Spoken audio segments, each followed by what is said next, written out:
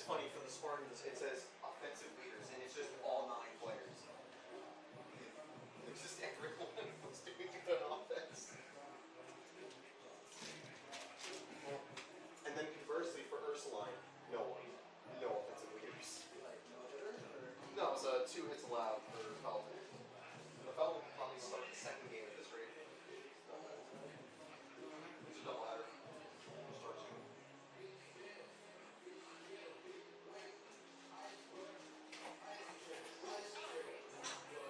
So yeah, softball one game won 14-0. 3 innings. At least it was a quick one, right? Yeah. So it's quick enough that Feldman could probably start the second game. Yeah. That's the question.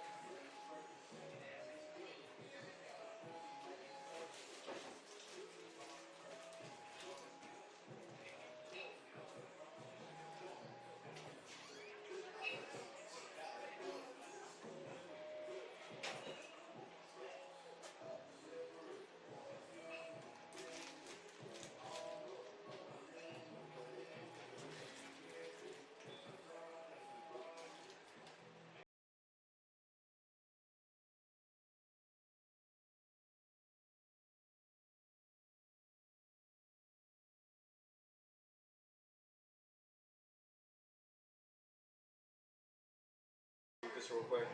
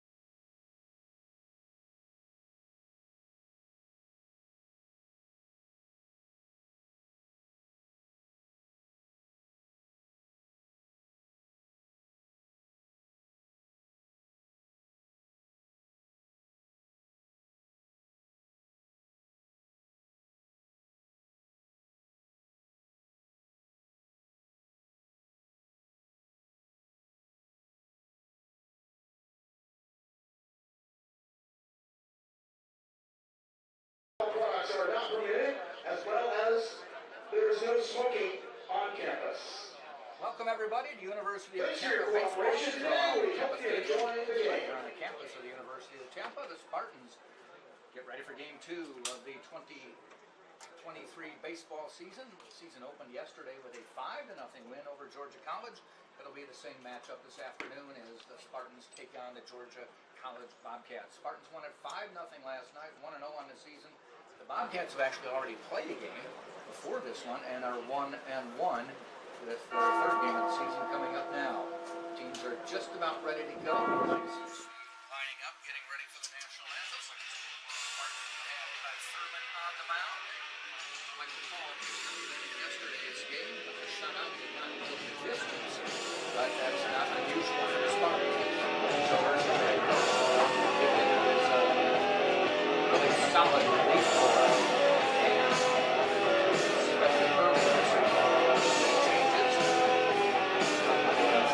Starting line with Boston last season. It was a lineup.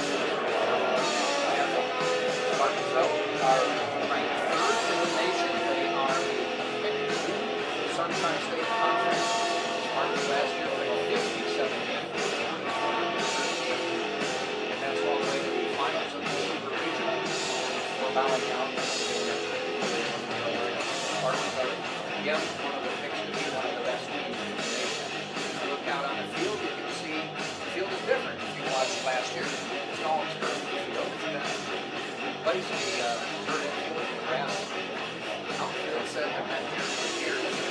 Give them a lot. Not just by the Spartans practicing, but a lot of high school teams around here in tournaments. And we'll get to a three-game stretch. It is time now to rise and salute the campus as we honor America for the playing of our national anthem. And thanks to all the alumni who helped fund this project. We'll be right back with lineups after the national anthem.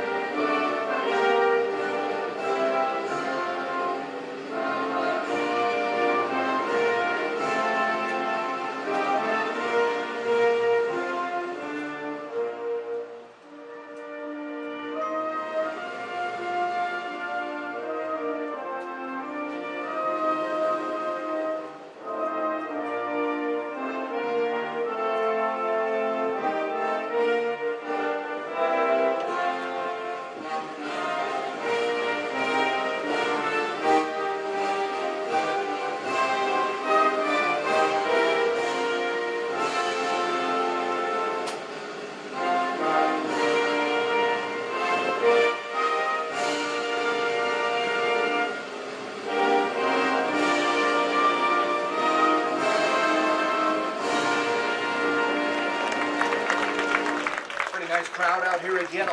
Just about every seat was filled yesterday for the season opener on a cool, windy night. We're looking forward to playing day baseball here. Again, it's a very windy day, but it's up into the mid-70s. Jack Ike along with Taylor Stolworthy as we get ready for Game 2 of the season. Let me give you the starting lineups for Georgia College, similar to last night's game. And they will start with the third baseman, number 2. That is Ben Tuttle. I apologize for not pronouncing his name correctly last night. He is a senior out of Bristol, Georgia. Batting second is the right fielder, number 22. Brandon Bellflower. He is a junior out of Milledgeville, Georgia. Batting in the third spot, number 27. First baseman. Here comes Sparky By in the right field. DJ Tampa. In left field, Jordan Obama. In left field, Jeff Marcus Wyatt. At first base, E.J. Duncan. And in right field, J.C. Urso.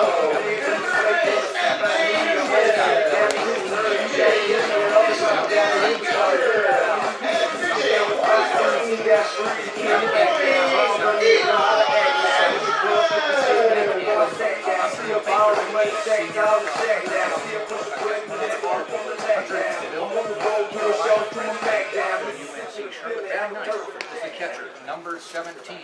17 is Trevor Knowles, and he is a junior from Folkestone, Georgia. On the mound will be the pitcher, number 26, and that is Jacob Ryan. He is a junior from Cumming, Georgia.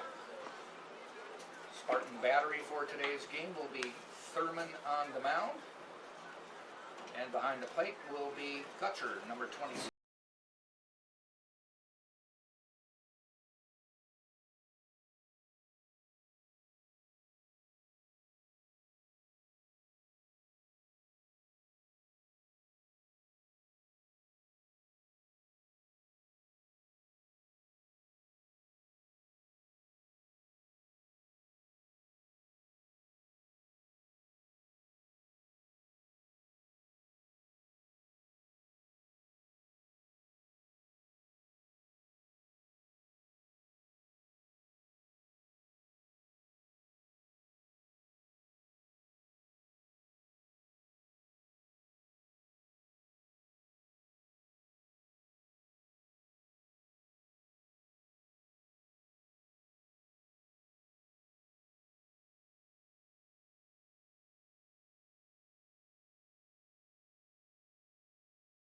Georgia College, third baseman, number 2, Ben Todd.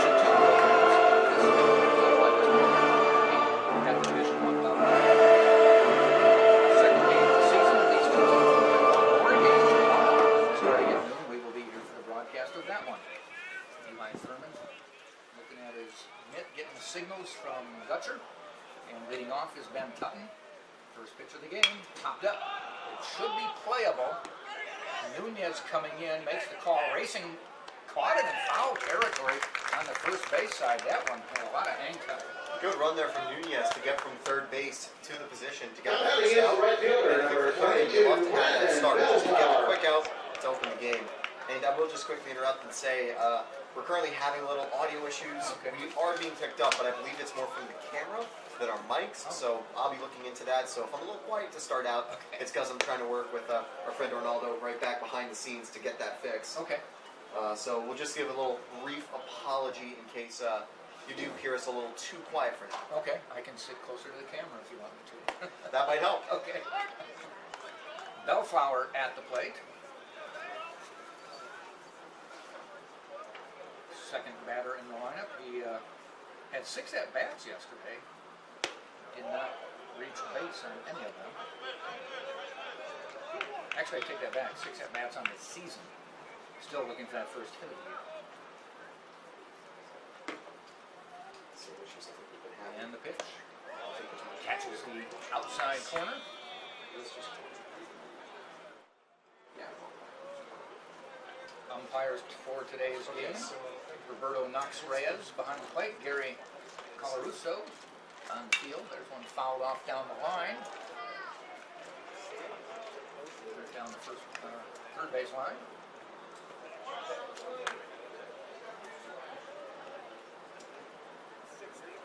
The lefty, Bellflower. Spivey on deck.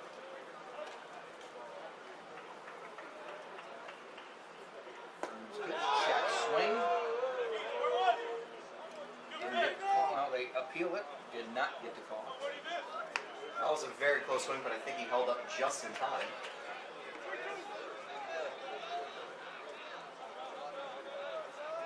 I think it's working for now. We'll keep looking. And Thurman fires. Ground ball heading out towards second base, fielded by Earhart. Earhart started at first base yesterday. He will play just about anywhere you want him to. Now he's at second base. Daskal, who's a DH yesterday, is at first base today. The first baseman, number 27, Mason Spivey. Defensively, for today's ball game, the Spartans will have Thurman on the mound, Gutcher behind the plate, Daskal at first, Earhart at second, Nunez at third, J.D. Urso is at short. The outfield has Marcus Lyons, Jordan Walla, and E.J. Cumbo. Earhart throw, quick inning for the Spartans. 1, 2, 3, so no runs, nobody left.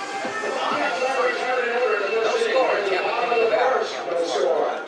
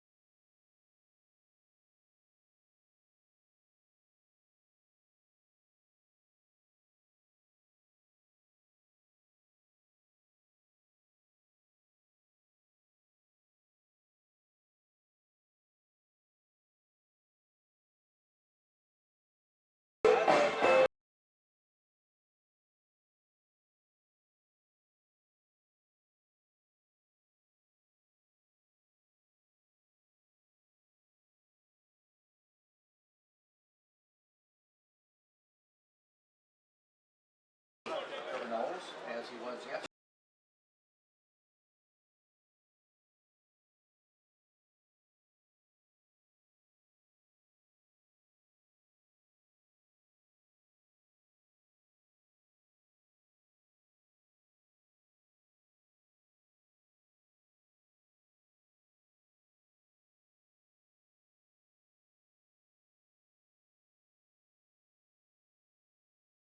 Meadow, New York.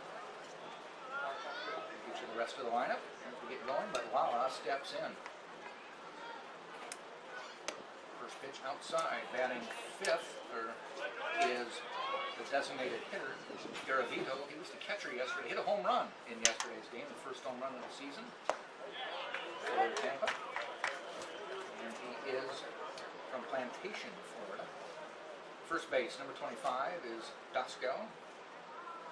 E.J. Dasco, a grad student from Miami, Florida. The ball a little bit high outside.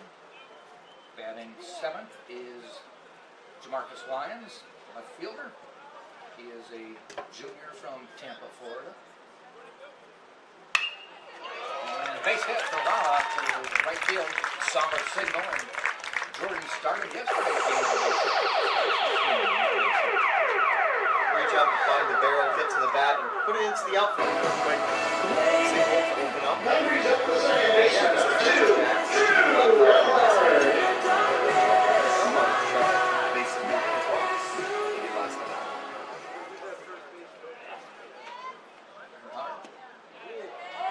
Call to strike, batting seventh for the Spartans, or I should say eighth for the Spartans, is the catcher number 27, Danny Gutcher, who is a sophomore transferring from Eckerd from Tampa, Florida as well.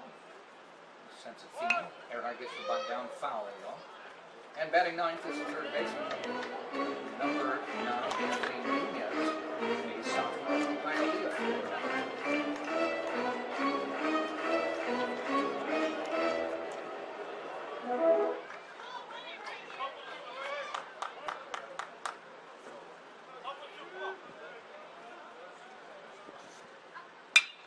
Hit out into center field. They had him shaded that way and drifting over to make the catch is the center fielder, Baker. 1 out for Tampa. Let's just go and see the world and just show them what it really is. Now batting is the shortstop, number 9, J.E. Urso. What's up with them? They're about to see it shine. What's up with them? They can't help but stand. What's up with them?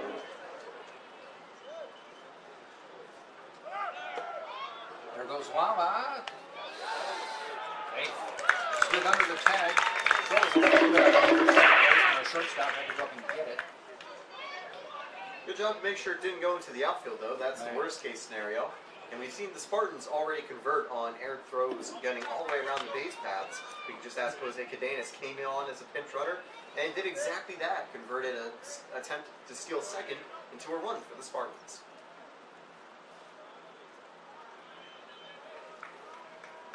Russo shakes the bat, waits. That was a close one. Looked like it probably just missed the zone barely. But that looked pretty close to being down the middle. I checked the scoring yesterday on Cabanas. They did give him a steal going to second. I guess they determined he would have made it. But then there should have been 2 errors on the plate anyway, because the ball getting away allowed him to go to third. And then that same And one then went. a throw going to third went into the dugout, which allowed him to score. So stolen base, 2 throwing errors. And also just a quick audio update as well. It'll be good when we're quiet, but when you hear the music walk-ups and the PA, it will be a little bit hard to hear. We apologize. We're going to keep working on that, but just for now, we'll have to unfortunately deal with it. But during these quieter sections of the at-bats, we can hear each other pretty well, which is good. 2-2 for Urso. Ryan with a long look, lands back at second, fires, Urso fouls it off, stays 2-2. Quick little note about Ryan coming out for Georgia College. He's had a pretty good time with Georgia College throughout his tenure. Last year put up a .315 ERA with 48 strikeouts in 40 innings. 2-2. A little bit inside and low, full count. Lala singled to start the game yesterday and eventually scored, which proves to be the winning run in the game. It was a 5-0 win. 3-2 pitch. Foul.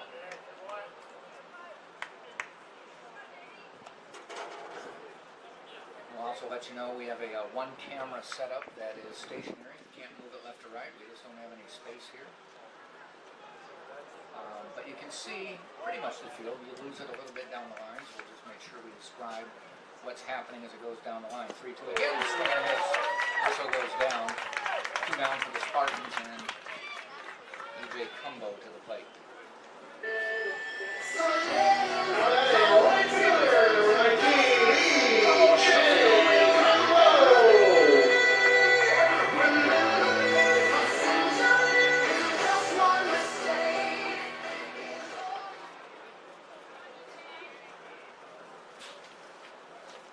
Gumbo's first pitch bounces. Lala not able to get away. Good job by Knowles to keep that one in front of him. Gumbo yesterday had a 1 hit, an RBI in 4 at-bats. I know Ursa would like Cumbo to get another RBI here and get the Spartans out to an early lead. Ground ball going right to first base though. We'll get the out and the inning. So the Spartans get a base hit to start the inning, then 3 straight outs. So they end of the first, no score.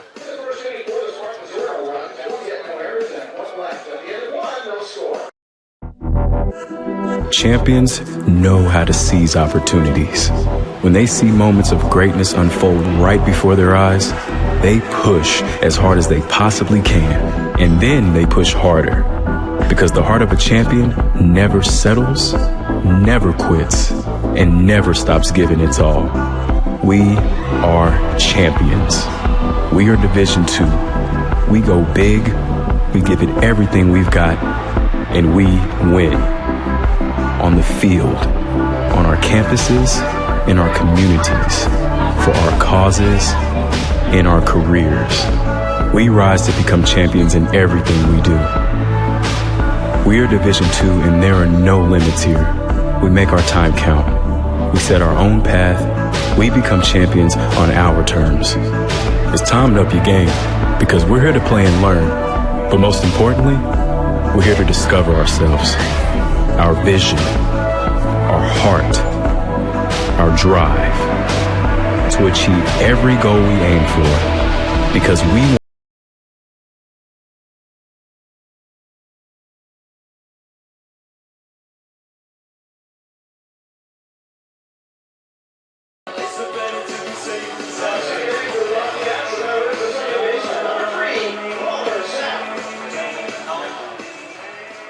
Top of the second we go. Thurman on the mound for the Spartans, and at the plate is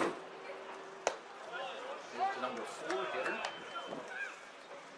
the designated hitter Weatherford.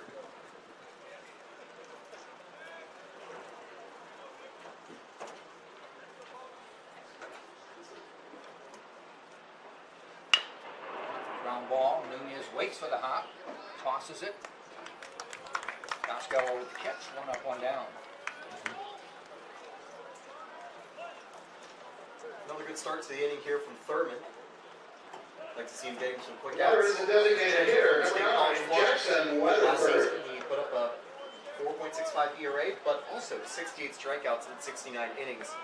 Nearly a 9 K through 9 rate, which is really, really good. Chester out to Lyons, makes a catch. Those are always tough when he actually didn't move. He took a step back and then took a step forward. Down it right where he started. 2 quick batters, and we're 2 down here in the second. I can tell those are tough fly balls because those are ones I Now struggled batting with left during fielder, the softball rounds. Matthew Well, you don't know. Chester. You want to make a reaction, but your depth perception says, I don't think I should. Exactly. They claim that is one of the hardest balls for an outfielder to make, because it's coming right at you. Goes to the side, you've got a little more depth perception. Renzo at the plate now.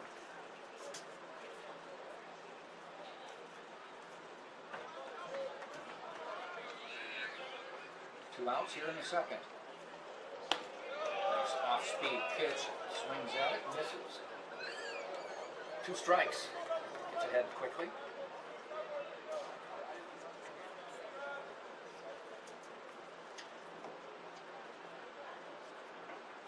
Oh-2. Just misses outside. That was a close pitch, just right on the edge of the zone.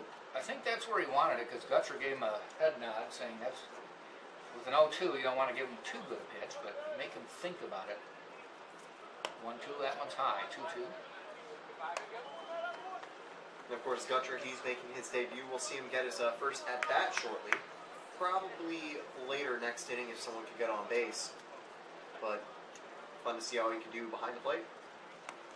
Swing and miss, bounces away, makes the tag, strike out the ball. Another 3 up, 3 down for Georgia College. We've played an inning and a half, no score. Tampa coming up to bat in the second right here on Tampa Spartans.tv.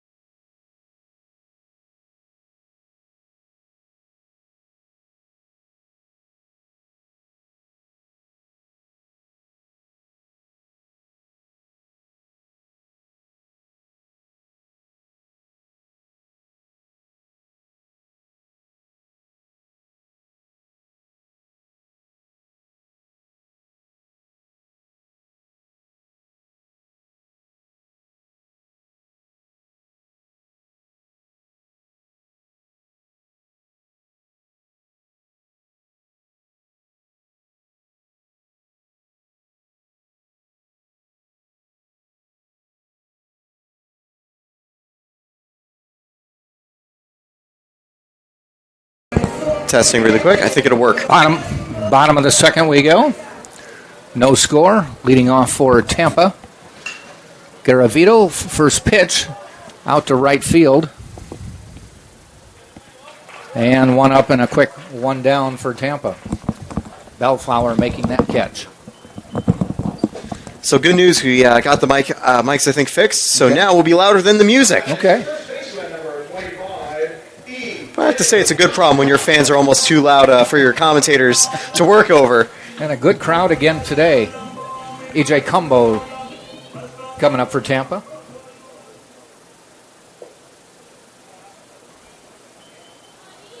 I take that back. It's Doskow coming up for Tampa, the first baseman. And he bloops one down the line. Does it stay fair? No. I think Doskow can check. Could probably have seen that was going foul. He wasn't trying to get to first base.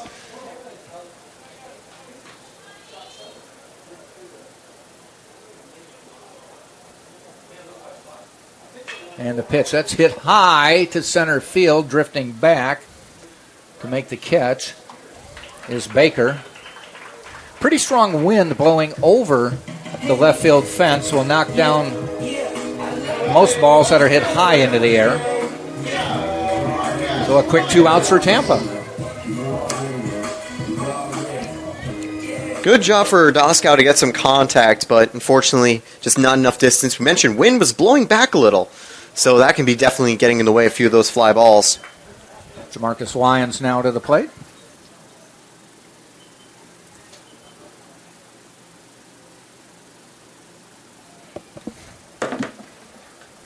Ground ball heading out to shortstop. Takes a nice hop. And Arenzo. Toss across to Spivey. Inning is over. So a quick 2 innings here. Again, Georgia College. We go to the top of the third already. And it's no score. Tampa and Georgia College on TampaSpartans.tv.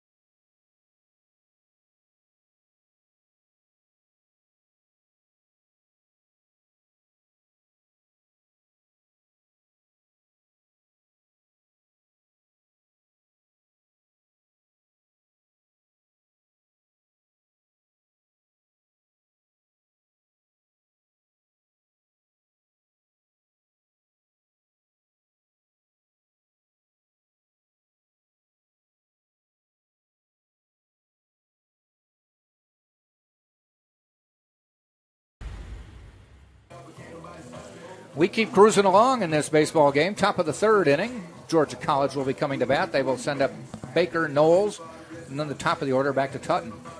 8-9-1. Eli Thurman is cruising along. Gave up one hit last inning. That's it. Each team has a hit at this point.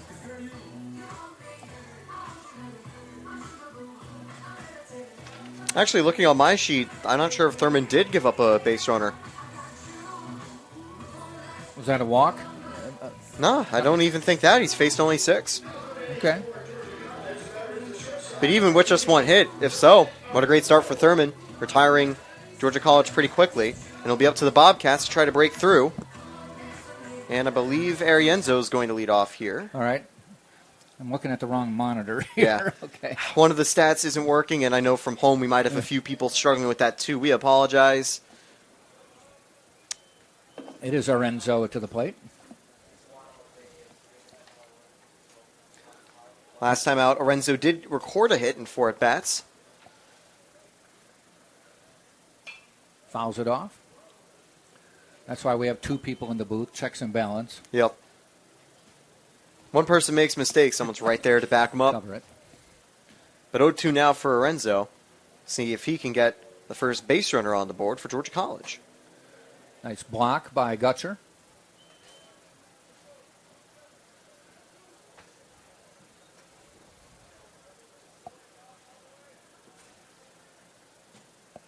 Ground ball foul.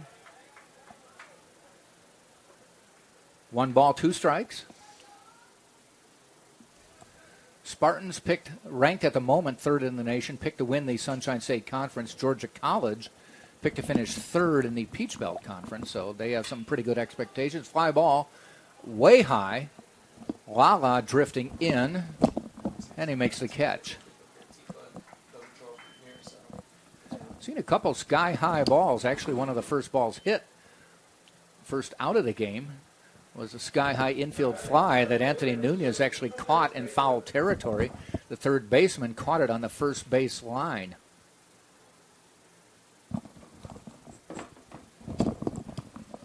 One out. Baker to the plate.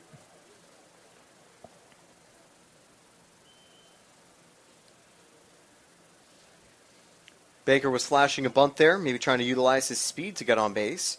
Also maybe trying to highlight a weakness potentially for Nunez. Doesn't need it. Single. 1 hop to Cumbo, and there's the first hit of the game for Georgia College, the Bobcats. That looked a lot like Jordan Lawless hit earlier. Yep. Dropped squarely in front of the right fielder. Not enough space for 2, but good enough for 1. Both lefties getting around on the ball. Trevor Knowles to the plate, the catcher. 1 out, 1 on. Georgia College coached by Nolan Belcher in his 3rd season. Justin Baker, his assistant coach. Check swing, goes foul. Dasco tracked it down anyway, but throws it back to Thurman, and he'll have a 1-strike count.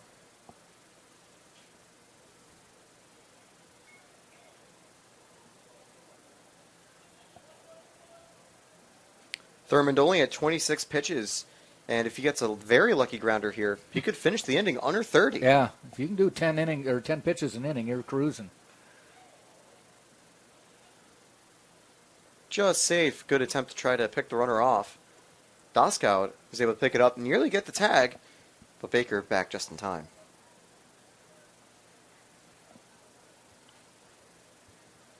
Thurman goes back over.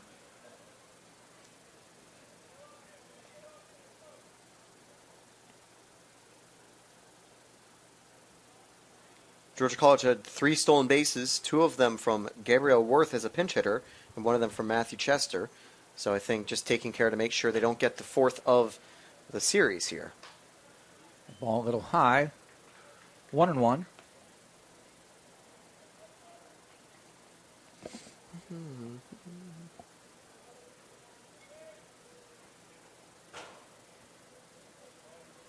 Thurman on the rubber. Fires. Runner goes. Inside high. Throw down by Gutcher.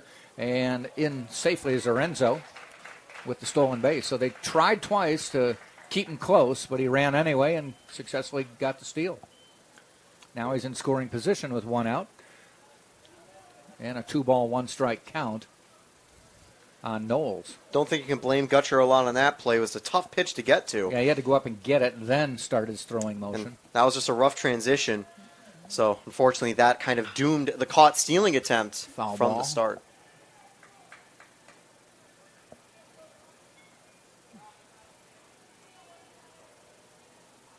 Two You balls, see- 2 strikes now. Gonna have to take a break 1 second as Cameron Serrata has to pick the ball up out of the left field foul pole. 2-2. Swing and a miss in the dirt. They tag him. And that'll be the second out of the inning. And we'll go to It'll be back to the top of the order. top I of the believe. order. Tutton to the plate. Notice behind the plate, Gutcher's done a great job of getting in front of the low strikes and immediately being able to record the tag on those drop balls. So that's something really good as a defensive standpoint. Tutton check swing. Called strike anyway.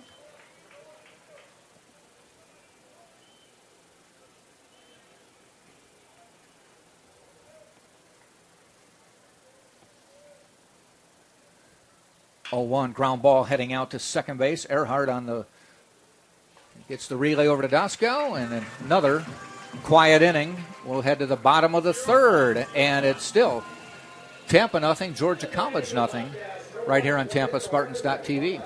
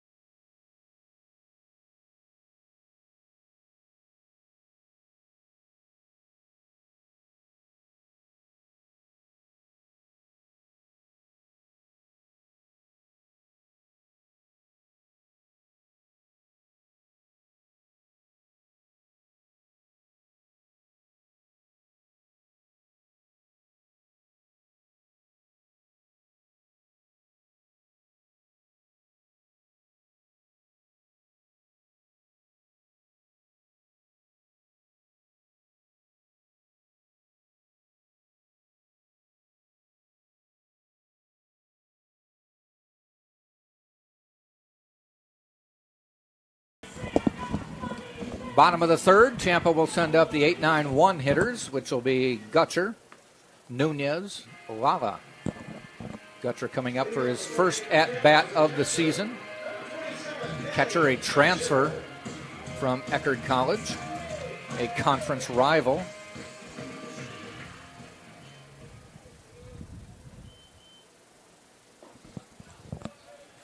Gutcher listed 6'1", 180. It'll be exciting to see what Gutcher can do in his first at bat. Hit over 300 at Eckerd last season. Fouls that one off.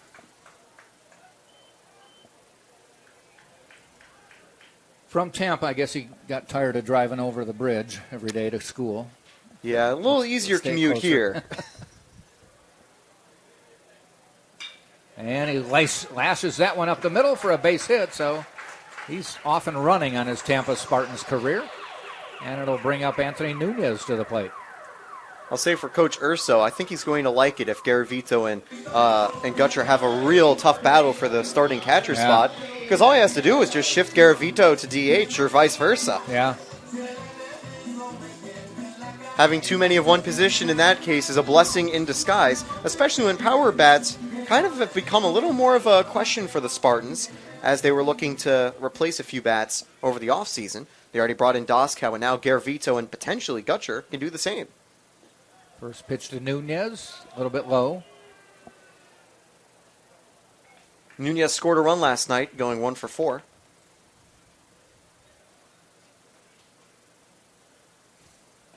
That one's low and outside. Pretty good contingent of Georgia College Bobcat fans in the stands today. They were outnumbered by Tampa fans. That's how it goes for the most part. But I did hear their contingent pretty vocal last night during their team successes. Yes. So they're definitely traveling well. For their team's first full series of the year, they had a one-off series to start the year. One game against Emmanuel College.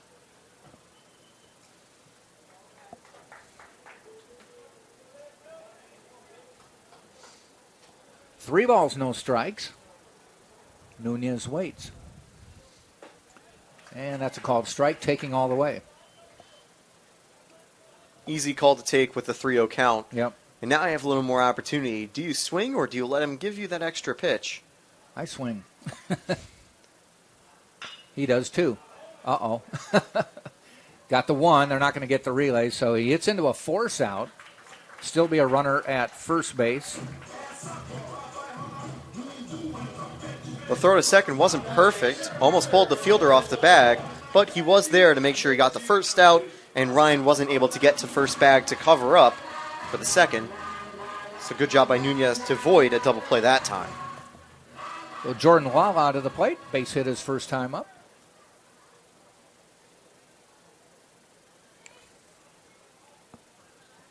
That one's inside. Nice stop by Knowles. Notice Knowles done a great job blocking, getting in front of wild pitches. There have only been a few times Spartans have been able to go on those. Yeah, he's done a good job as well this whole weekend. Lala watches one high. This stage of the game, it's good for Tampa to try to get Ryan's pitch count up and maybe force them to go to the bullpen a little earlier. That's where Spartans did find some extra offense later.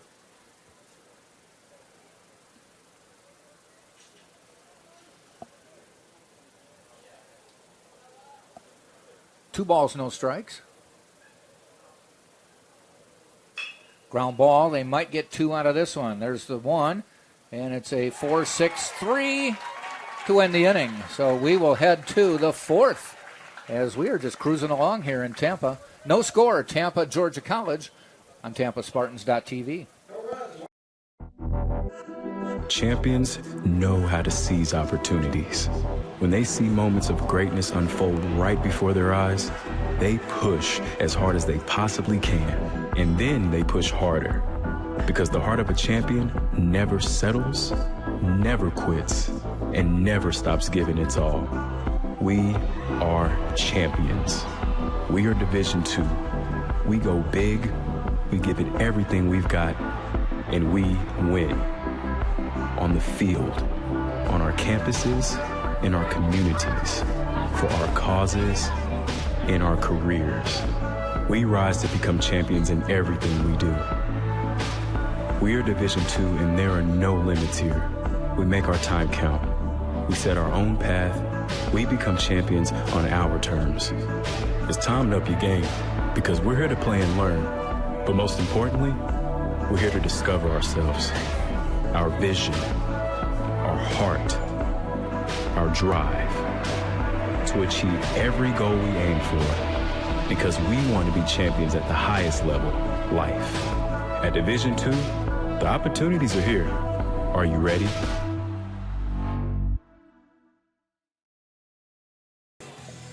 Jack Ike, Taylor Stolworthy back here. No score after three. So, Taylor, you got the next three innings. See if he can get something going. I mean, last time I was up here in the fourth inning, Yeah, we that did was score no a fair. run. Yeah, you were. I think you're going to stick around this time because you want to see if we get another home run I missed the in home these middle runs innings. and the new fireworks that are set off when Spartans hit them out. Unfortunately, don't think we'll have the fireworks today. A little harder to work the lights in a bright day and a beautiful, Very nice day, yeah. beautiful Saturday afternoon for some opening weekend baseball. As this one's driven deep right field, Cumbo tracking it, and that will get nearly to the track for out number one. Boy, that seemed like it was going farther than it ended up. He It caught did. it right near the track. Had a good arc to it, but the wind likely helped push it backward, and Cumbo makes what looked to be a routine fly ball for the first out of the inning. That'll bring up Spivey, the left-handed first baseman, to the plate. He's 0 for 1.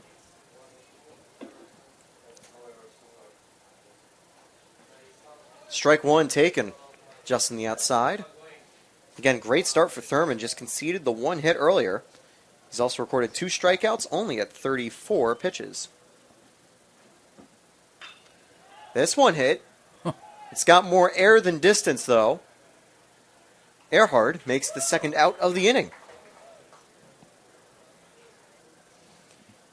So Thurman doing a little more pitching to contact than the counterparts did yesterday, where we actually saw Georgia College's pitcher get 9 strikeouts in a 4-inning start. Yeah, he pitched well. Really good job on the mound. But here, Thurman doing even better and getting more balls in play, letting the teammates back him up. Taken low, ball 1. Sapp grounded out in his first at-bat. See what the junior can do this time.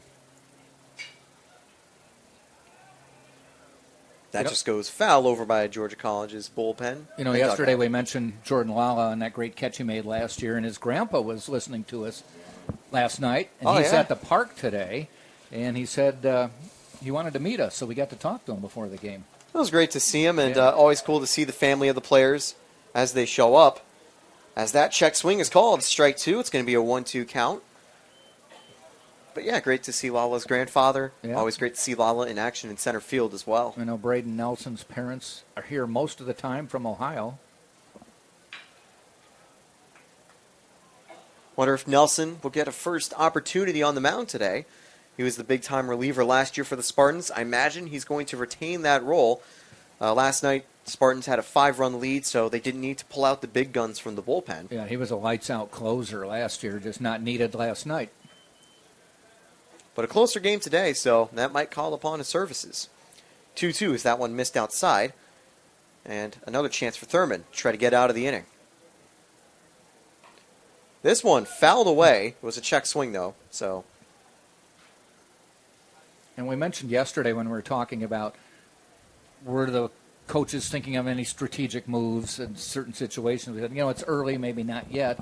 But this is a region game, so it does mean something. If you can pick up the win, you get certain, when they calculate where you're going to be in the region standings. It's not a conference game, but it's a regional game. It also helps your overall ranking, too, because it's not an exhibition. They actually directly affect your record. As this one's flared out to right, Cumbo tracking back.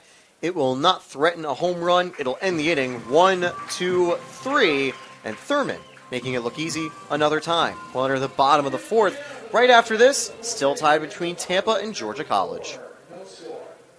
I pledged. I am an NCAA student athlete. And I pledge to be a champion of unity on my team, on my campus, and in my community. I pledge to embrace differences and strive for inclusion and collaboration. I pledge to stand against racism, hate, and discrimination. I pledge to strive for love, care, and forgiveness. I pledge to stand against silence, deceit, and obscurity. I pledge to strive for dialogue, truth, and understanding. I pledge to stand against fear and doubt. I pledge to strive for trust and belief in one another. I pledge to stand against complacency and stagnancy. I pledge to strive for change and growth. I commit to supporting my fellow student athletes in all circumstances that impact them. I commit to both choosing unity personally and encouraging it for all. I pledge these things because we are stronger together. United as one.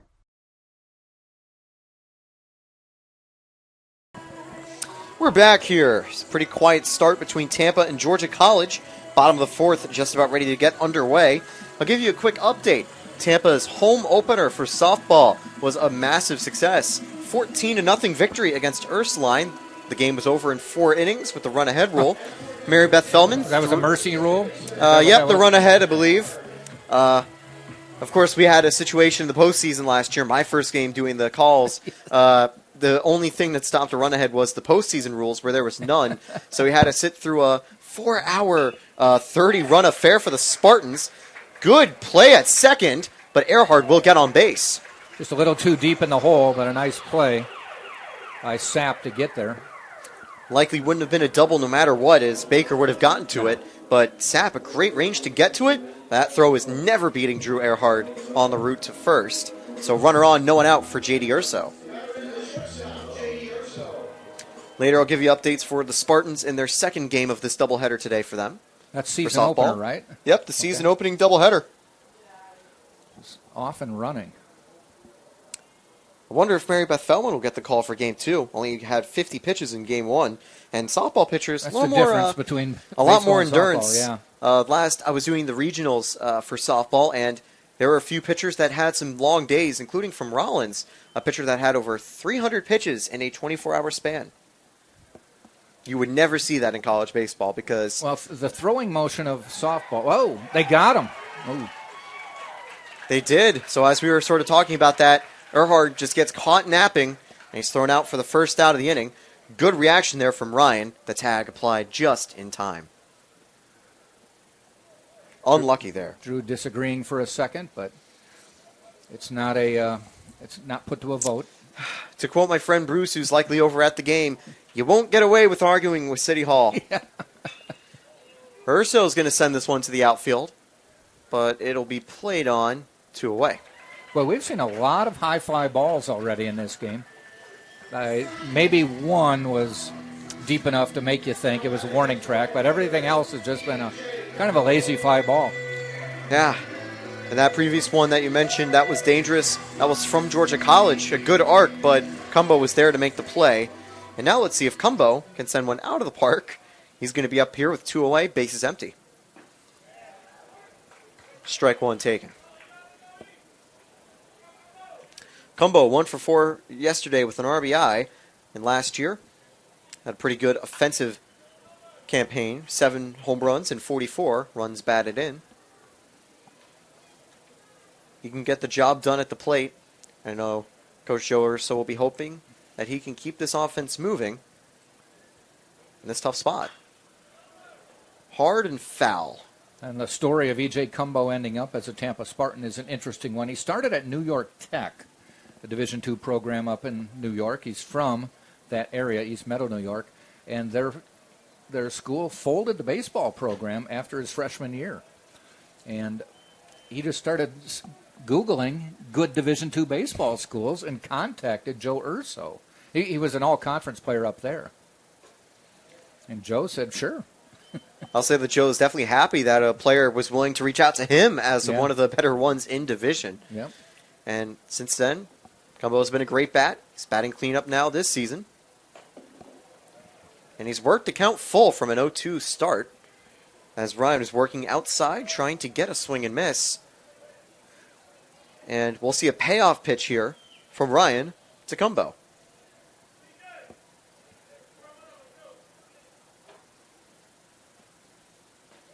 That one lands in the zone. Strike 3, and that'll end the inning.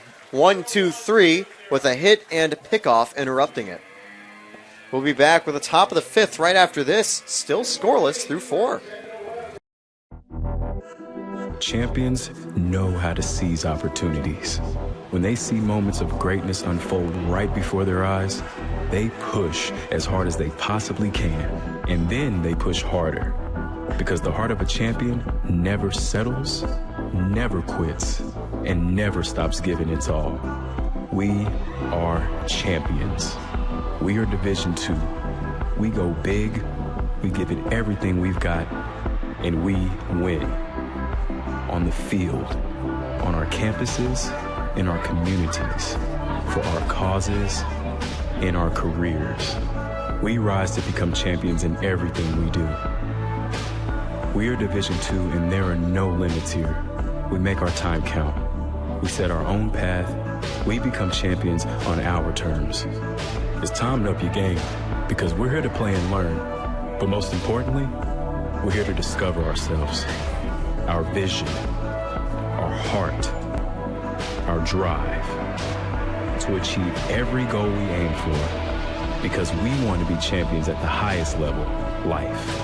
At Division II, the opportunities are here. Are you ready?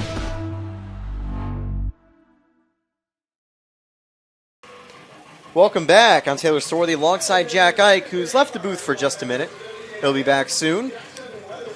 Jackson Weatherford leading off for Georgia College. He'll be followed by Chester and Arienzo later this inning. Here's the first pitch from Thurmond. That one's taken. Just a little low, ball 1. Great start for Weatherford. 1 hit conceded and 2 strikeouts. With just 43 pitches on the day, he could definitely go 2, maybe even 3 more innings, depending on how far Coach Urso wants to run him in his opening start as a Spartan. 0-2 now, or 1-1 with that swing and miss from Weatherford. He flew out in his last plate appearance. This one fouled back. It's 1-2 now.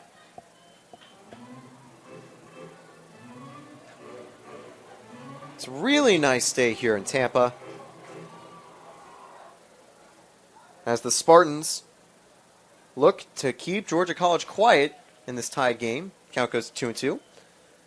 73 degrees. Should be clear rest of the day, although tomorrow we might have a few showers. Hopefully they won't get in the way of the game that will be starting at noon.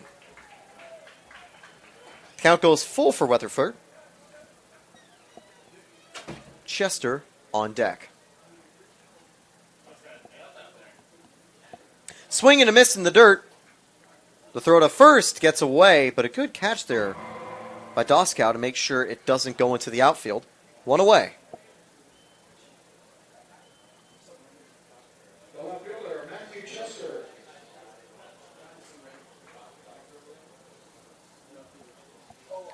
Chester at the plate. Struck out last time up. For the game so far, Georgia College only with an .071 batting average. They only had 4 hits last night against the Spartans, as this one fouls off of Chester. Even though it rolled into play, it was already a dead ball. Give a quick update over at softball. Tampa leads 5-0 against Ursuline. A very good start for the Spartans in the second game of their doubleheader. It's the last. This weekend is the last home games the Spartan softball team will have until they go on an extended road trip until the end of February, when they'll be back home. But baseball and lacrosse will be home during the meantime, so you can come see the Spartans in action. This one's going to be grounded over to third. The play from Nunez in time. Good throw.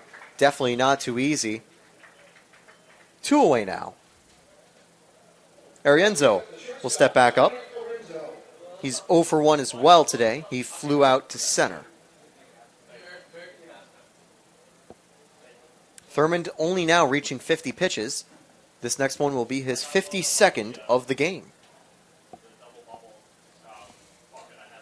Taking just high, ball 1.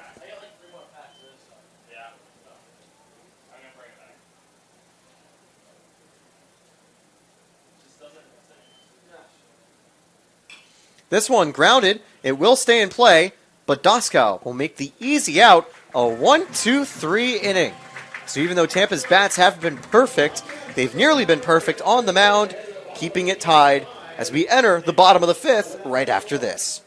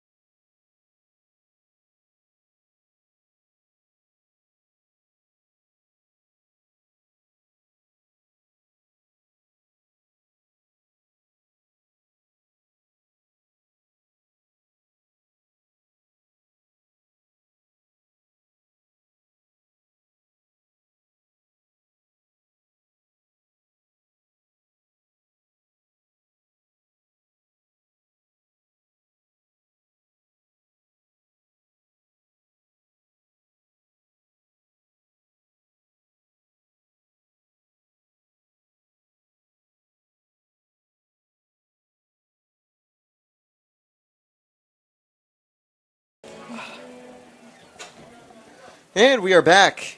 Leading off is going to be Garavito. Santiago, in the previous game, hit a solo shot when my colleague Jack was not in the booth. Well, My colleague Jack is still not back, so I have a wonder. Maybe Lightning can strike twice in the Lightning capital of the world. Here's the first pitch. That one's taken low, ball 1. Say it's a little bit funny to see Garavito hitting a home run immediately for the Spartans. He actually only had 3 last season in Santa Fe. This one fouled away. The count's now 1-1. I think it fell behind, so no chance for a souvenir.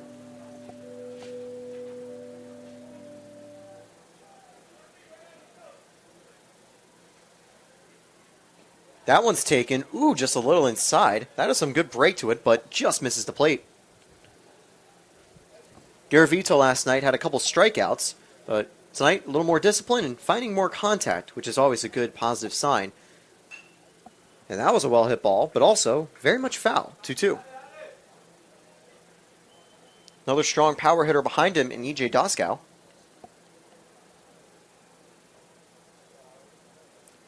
But now the 2-2 to Garavito from Ryan. This one fouled back.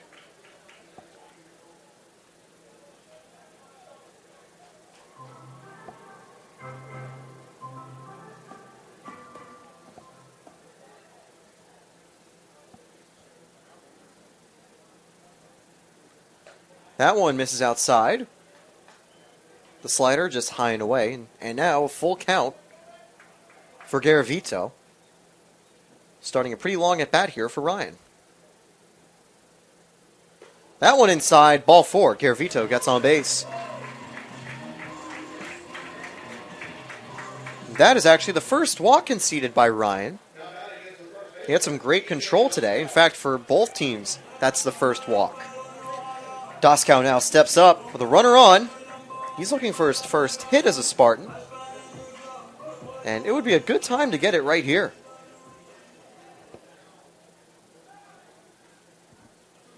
Pickoff attempt. Garavito's safe. Now I'll say Georgia College, I think, not taking any chances on the base paths, as the Spartans were pretty deadly there last night. A few stolen bases. That one gets away. Garavito will get to second. One of the first times we've seen Knowles not be able to recover a ball in a spot like that. He's been great at making those blocks. This time just bounces out of his glove. Runner on second. No one out.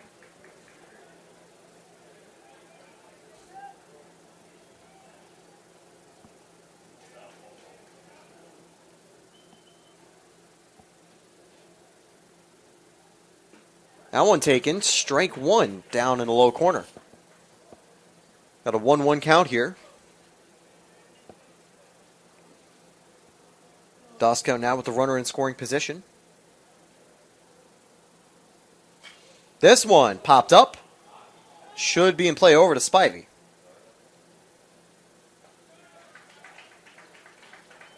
It's caught as Sapp went over and got it.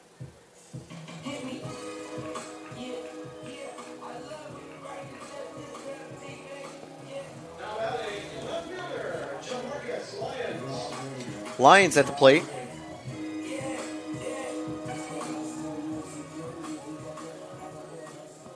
Lions also looking for his first hit of the season here. He might have got it. That one's going deep left field. Doesn't have the distance. Caught at the wall, so it will advance the runner. Garavito slides into third safely. I have to say, feel bad for Lions. Only a few feet away from being a 2-run shot. But just enough to stay in, and Chester got back to make the grab. 2 away, runner on third, Gutcher. He's 1 for 1. And if he was able to replicate that hit, he'd give the Spartans the first run of the ball game. That one taken. Ball 1.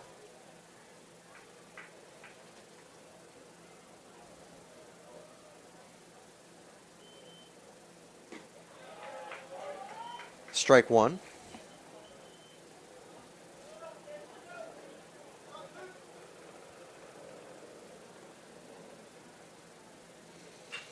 Gutcher gets under it. That'll end the inning if they can make the catch. Yes, they do. Spartans get a runner aboard, but that runner is stranded at third. Ryan recovers to get out of the jam. And we'll be back with the top of the 6th, still tied, scoreless. Champions know how to seize opportunities. When they see moments of greatness unfold right before their eyes, they push as hard as they possibly can, and then they push harder. Because the heart of a champion never settles, never quits, and never stops giving its all. We are champions. We are Division II. We go big, we give it everything we've got, and we win. On the field, on our campuses, in our communities, for our causes, in our careers. We rise to become champions in everything we do. We are Division II, and there are no limits here. We make our time count. We set our own path. We become champions on our terms. It's time to up your game, because we're here to play and learn. But most importantly, we're here to discover ourselves, our vision, our heart, our drive, to achieve every goal we aim for, because we want to be champions at the highest level, life. At Division II, the opportunities are here. Are you ready?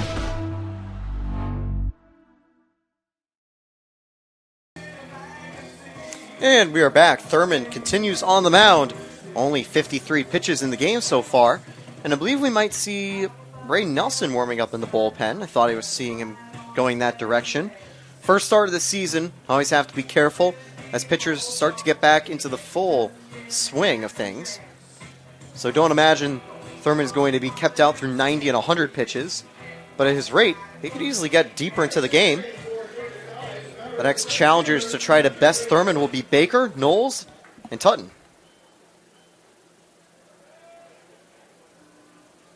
Spartans now lead by 6 over at the softball field.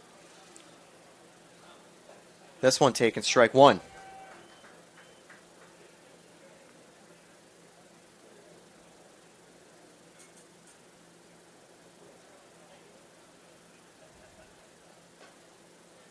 Strike two, finding the top corner and painting it nicely.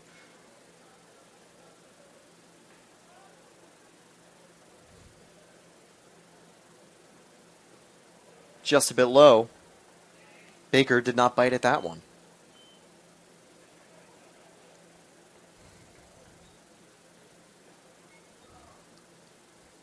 Swing and a miss.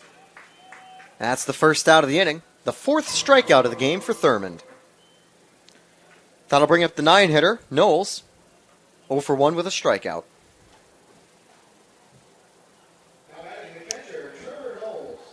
Previous game, I was talking with Jack Ike about the Tampa Bay Rays game last season that ended in under 2 hours, and how it's going to be unlikely that the same would happen here. Well, we're in the top of the 6th inning, and we're only 1 hour through. So unless the game goes deep into extras, which, as much as you don't want to try to jinx extra innings, is a very real possibility, that could happen. That first pitch was fouled, even though it got into play. 0-1.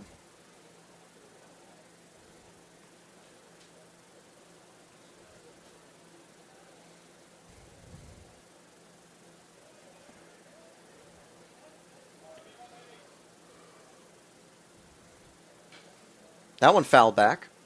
0-2.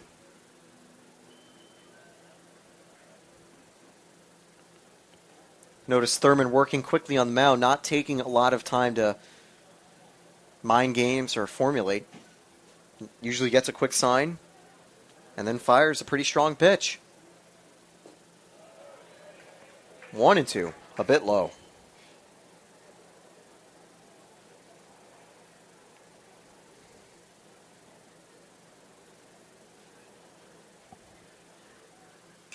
This one popped up. It will be playable. Earhart calls it. 2 away.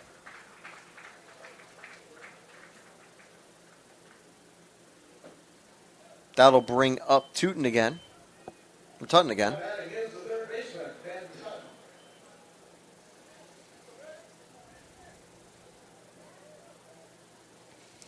Tutton went 1 for 4 last time. 0 for 2 so far. This one hit to right field. Cumbo tracking it. It will get down for a single.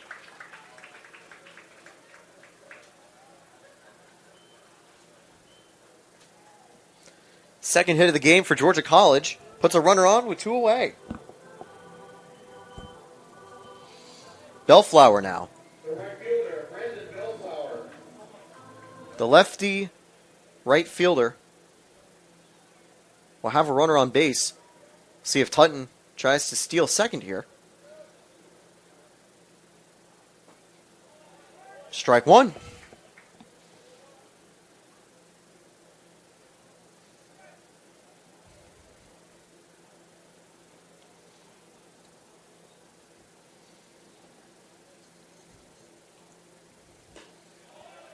Just missed. Very close that time. 1-1.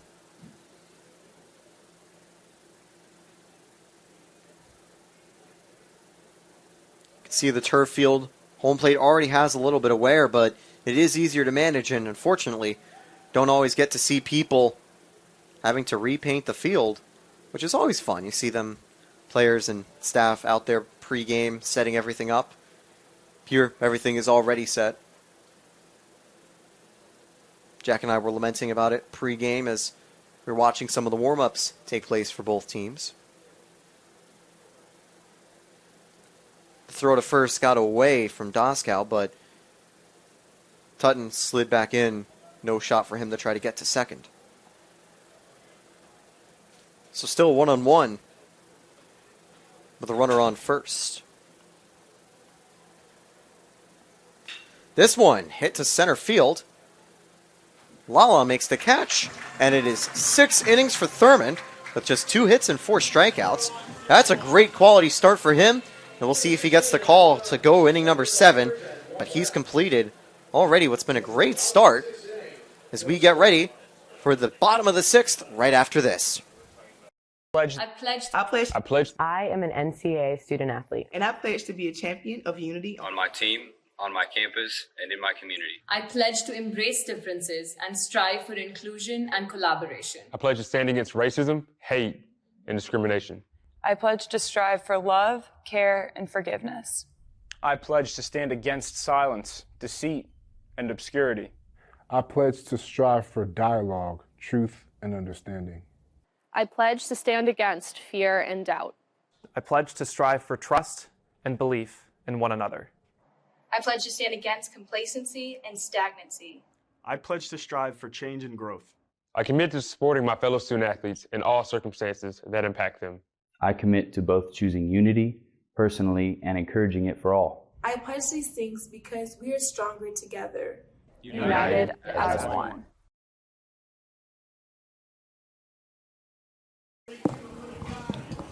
And we are back. Bottom of the 6th inning underway. The Spartans and Bobcats are still tied, but still plenty of time for this game to change. Nunez leads off for the Spartans.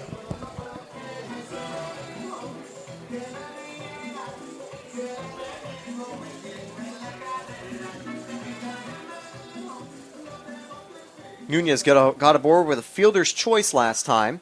This time scores a bunt, just goes foul.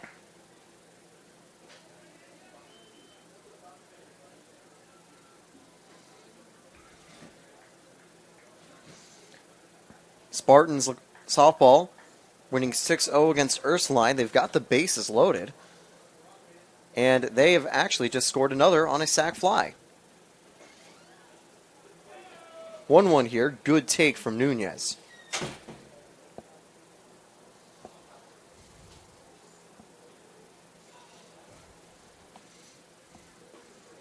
One and two. That slider landing in the zone. Spartans only recorded 3 hits so far today. When they've got runners aboard, they're 0 for 8.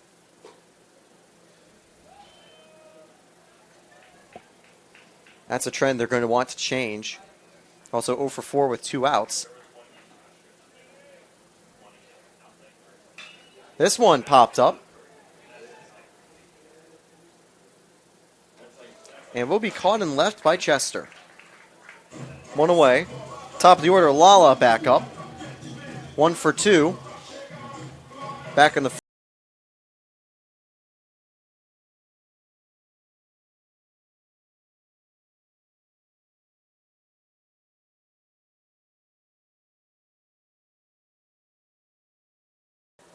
Ryan now with the first pitch.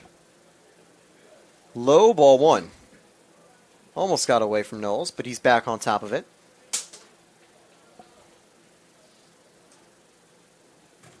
Ryan now only on 64 pitches. He has a low pitch count too, and 65 lands in the zone. 1-1.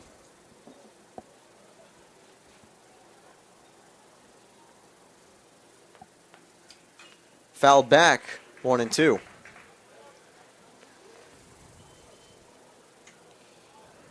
So Jack has rejoined me in the booth. I am. Just stretching his leg. I ran into my cohort for basketball down there. Ooh. His daughter, you see her pretty much every game because she takes tickets. Nice. But unfortunately, there Lala swings and misses for strike 3. 2 away here. You've had no success either. Nope. Thurman's remains strong on the mound, but so was Ryan. And we'll see if Earhart can try to change the Spartans' fortunes. Had a single last time up. Squares up, and he's going to get hit. Really? Wow. Must have grazed him. So Urso now with a runner aboard, 2 away. Spartans, by the way, 0 for 8 with runners on the bases. I mentioned that right before you came back. It's not a great trend for the Spartans, but Urso has the ability to try to change that. Here's Ryan's 69th pitch here to start the at-bat with 2 away. And that one is caught right at second, a hard line drive. And we've played through 6. No one has made it all the way around the base paths. We're still tied at 0, and we'll be back with the top of the 7th after this.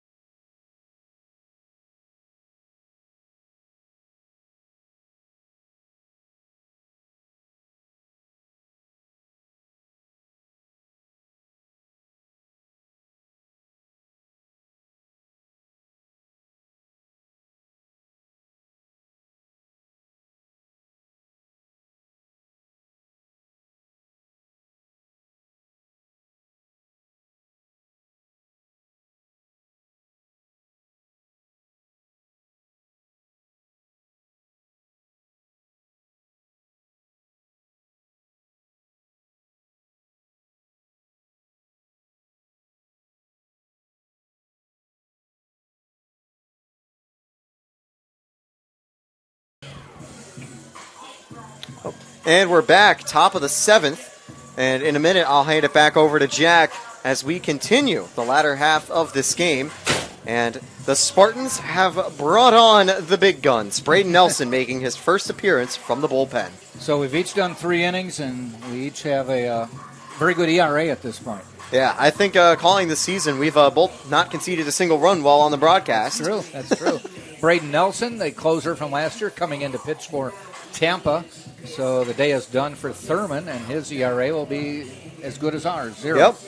Yep. Nelson, a grad student from Brecksville, Ohio, went to St. Bonaventure University before transferring here. Last year, the righty did not start any games, 6-1 on the season with 11 saves, pitched 60 innings, had 51 hits, 19 runs, only 12 earned, walked 14, struck out 63, and had a stellar 1.79 ERA for Tampa. He's such a good player to bring out of the bullpen, and in a game like this, when you want to keep an offense quiet, he is a no-brainer, and I know Georgia College is going to have a tough time trying to get some more offense going. Spivey, number 3 hitter, swings and misses. Thought you had one earlier. Didn't somebody put one on the track out in left center earlier? I believe so. Yeah, there were a couple plays that did go deep. Stayed in the park, though. It did, just at the wall. I believe on that time it had been Lions. Yeah. Just missing a home run. Yep. 1-1 to Spivey. Ground ball heading out toward first base. Dasko makes the play. Slow roller at best, that one. It's just get there so they could step on the base. I want to mention something with Tampa softball, kind of unfortunate. Mariah Galehouse was pulled in the midst of a perfect game. Really? Probably to rest because Tampa is winning 8-0. Okay. So they can get some extra bats up there. But Kate DeSimone and Galehouse could combine for a combined perfect game if they keep things quiet. That's acceptable. That would be a fun compromise, I think. Yeah. They just need to score 2 more runs, and they might be able to utilize the run-ahead rule. 0-1 now to Sapp. That would be a unique sports moment, a combined perfect game. I know there's been combined no-hitters in the majors. I don't know if I've ever heard of a combined perfect game. Sapp watches that one. 2 balls, 1 strike. I was able to see the softball team record a perfect game last year.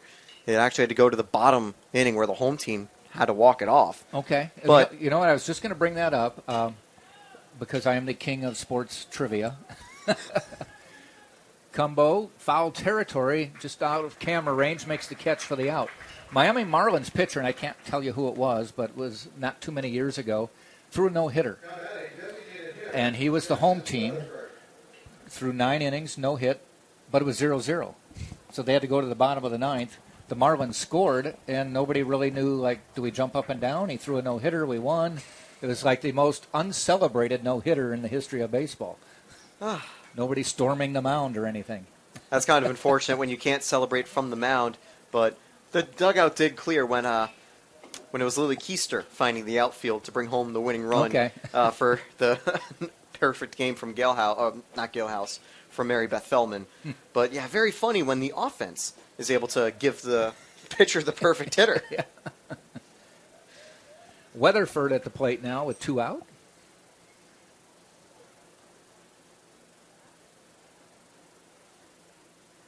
Ground ball heading out to short. Urso to one knee, lofts it across. Dasko makes the play, doing the splits to end the inning. Great grab, and that was a tricky throw from Urso, but Dasko, with enough reach, he's able to stay on the bag and make it a 1-2-3 inning for Nelson as we enter the bottom of the 7th. But yeah, what a play from Dasko. Oh, Dasko is just fortunate he's tall enough to be able to stretch and make that play. We'll head to the bottom of the 7th. Take me out to the ball game coming up on TampaSpartans.tv.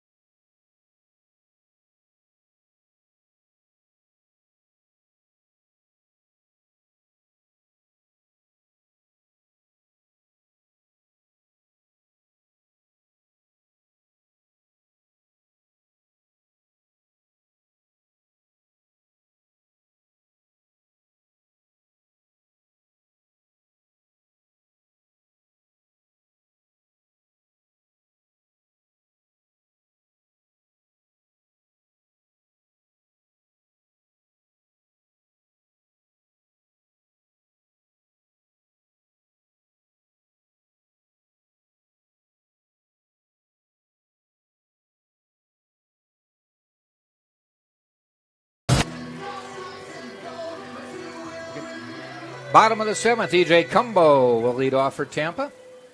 0 for 2 today. I've only had 5 hits in this game. Cumbo hits a deep one, right center field, giving chase. Center fielder Baker able to track it down short of the warning track, but he had to do about 50 yards of sprinting there to make that catch. I was getting excited. That looked like it was at least getting it to the gap, yeah. But Baker, enough time to run and make the play. So that's a shame for Kumbo, but still good job to get the barrel that time. That'll bring up Garavito. You know, we saw a lot of strikeouts yesterday. We're not seeing as many today, but the runs aren't being scored. They're hitting the ball, both sides. You also saw only one walk for either team, and it was this man, Garavito, who was able to draw it. Mm-hmm. So it's been a clean game. So Ryan will continue on the mound. He's pitched already a 6 1/3, only on 73 pitches. Foul back. Again, you jerk when the balls hit. It's funny to watch you because when the balls come back and get hit on the fence, your time up in Elmira, New York. I developed those reflexes just to try to get out of the way. We've got a screen, and we've got and two windows. layers of glass. Yeah, I've got 2 layers of glass right down the middle. Shatter-resistant glass. Yeah, ones that'll be easily protected from a line drive foul ball. But you flinch. The final line on Thurman, 6 innings, gave up just 2 hits, 4 strikeouts, faced 20 batters, and only threw 65 total pitches. 47 of them were for strikes. So 6 innings, 65 pitches. Those are some pretty good numbers. That's a great start for Thurman, and I know Coach Urso would love for him to replicate those numbers again and again. Ground ball through the gap, base hit.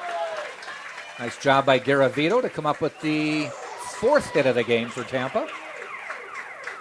And with 1 out, Doskow to the plate.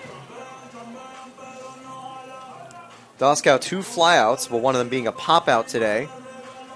He's going to be looking to still try to convert, and this would be a great chance for him to do so. A runner on base with 1 away. Try to help get the Spartans on the board. Georgia College's defense and pitching has been great. Not sure if Garavito's any sort of a threat to steal. Don't normally associate your catcher with that, though he is a DH in this game, so we'll have to wait and see.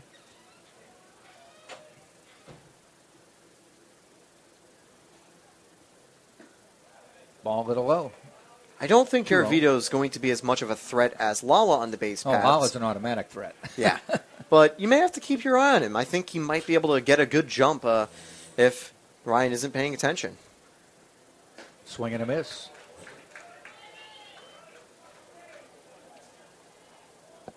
Not a particularly big lead. It's maybe a step and a half. So, and now he's shortened it to a step. So I'm saying no threat. Ball outside, 3-1. You could tell that time Knowles was hoping to frame it as a strike. Couldn't get the call. I think the reason maybe Spartans look more careful, there have been a lot of pickoff attempts from Georgia College, and a few of them have worked. Hard. Popped up. Ranging into foul territory. Spivey, though, makes the catch for the 2nd out.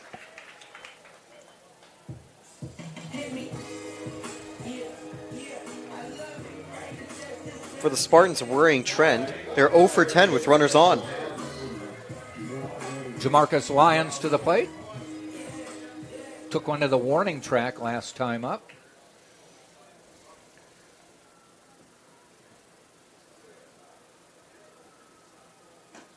Strike call. You know, the one thing we have not seen all weekend long as well is a ball hitting the gap where people can get on their horses and see if they can bring it around. Fouled off. First base line out of play. I'll say that's definitely surprising because you normally do see more balls just getting down the outfield. Wonder if the turf allows for better grip to run on or just good outfield placement and range to make those plays.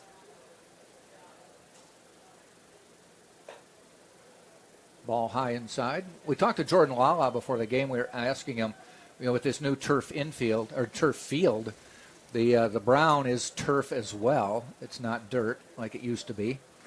But it's a little bit, there's one hit into center field, but Baker catches it in stride to end the inning. So another scoreless inning after a base hit. We now go to the 8th inning.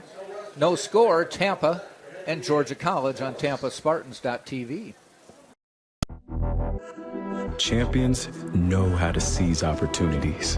When they see moments of greatness unfold right before their eyes, they push as hard as they possibly can. And then they push harder. Because the heart of a champion never settles, never quits, and never stops giving its all. We are champions. We are Division II. We go big, we give it everything we've got, and we win. On the field, on our campuses, in our communities, for our causes, in our careers. We rise to become champions in everything we do. We are Division II, and there are no limits here. We make our time count. We set our own path. We become champions on our terms. It's time to up your game, because we're here to play and learn. But most importantly, we're here to discover ourselves, our vision, our heart, our drive, to achieve every goal we aim for, because we want to be champions at the highest level, life. At Division II, the opportunities are here. Are you ready?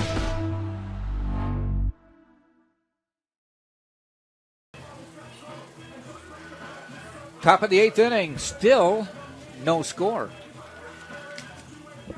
Coming up to bat will be Chester, Arenzo, and Baker for Georgia College. Georgia College, no runs, just 2 hits. Tampa, no runs, only 4 hits. Pretty good pitchers duel going on.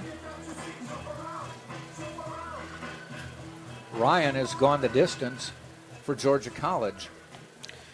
There's some activity in Georgia College's bullpen, though, so I imagine Ryan will be on a short leash in the 8th inning, if he gets the nod to go. Otherwise, what a 7-inning showing he's had. Yeah, 1 walk, 3 strikeouts. He did hit a batter, and only 4 hits. 86 pitches to this point. Swing and a miss, outside pitch.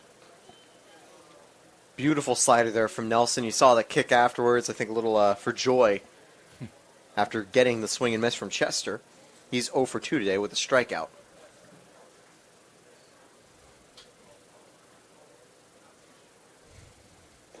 Ball outside. Nelson's probably scheduled for 3 innings. The assumption that Tampa will figure out a way to get a run. Maybe even 4. We saw Nelson go over 5 innings in the postseason, so he has the gas in the tank to really make a long outing.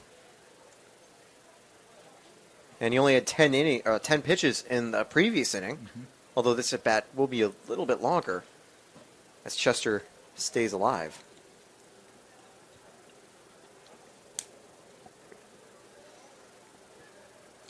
Chester with a strikeout and a ground out. And that one is high. 2-2. Same 2 teams tomorrow. Noon is the first pitch.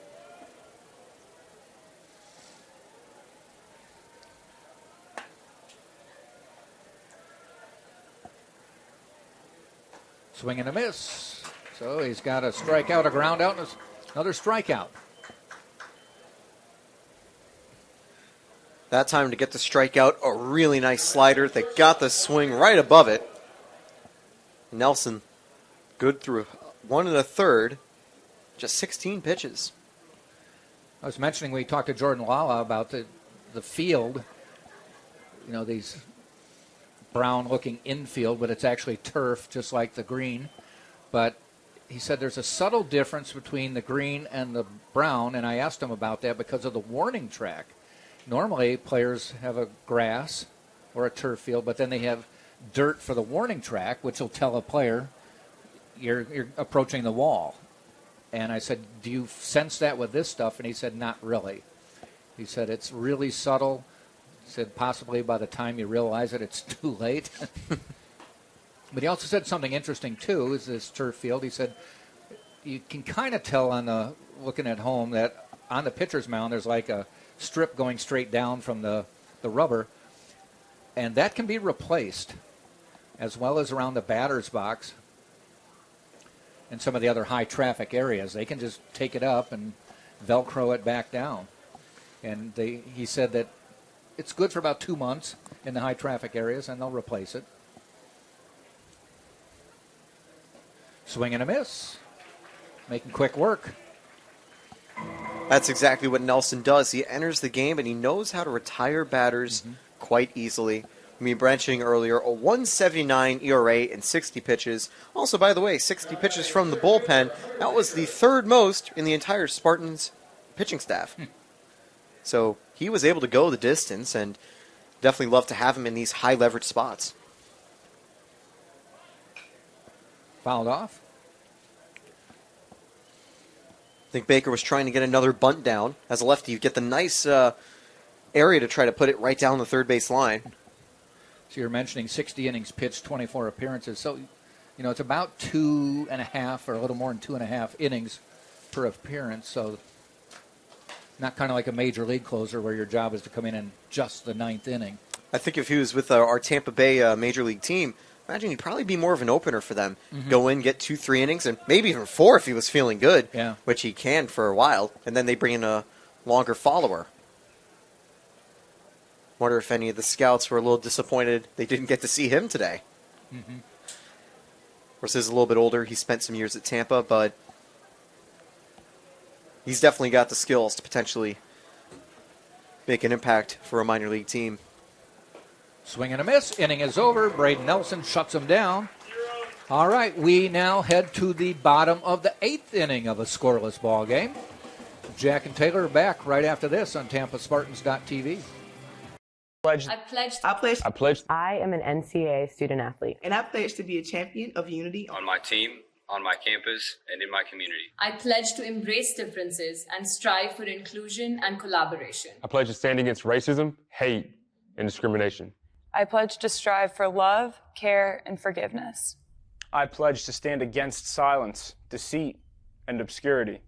I pledge to strive for dialogue, truth, and understanding. I pledge to stand against fear and doubt. I pledge to strive for trust and belief in one another. I pledge to stand against complacency and stagnancy. I pledge to strive for change and growth. I commit to supporting my fellow student athletes in all circumstances that impact them.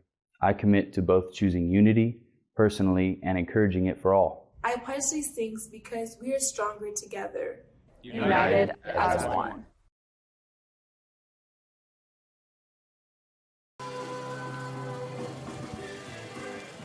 Bottom of the 8th, still scoreless. Trey Felt coming in to pitch for Georgia College, a senior out of Lawrenceville, Georgia.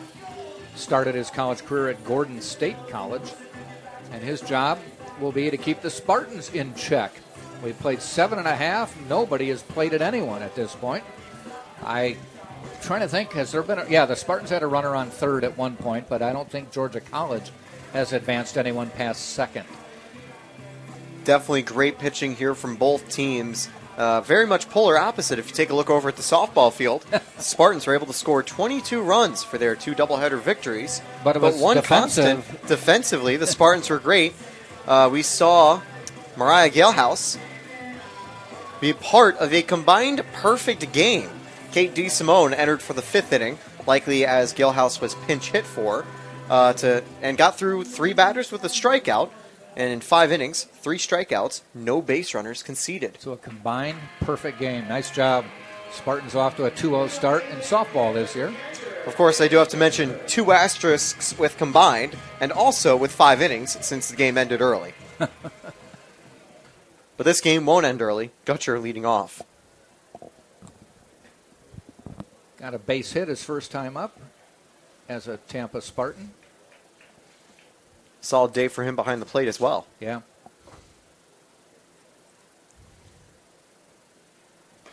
Well, I think what we've seen in 2 days is Joe Urso has some good choices behind the plate. Garavito played well defensively and homered yesterday.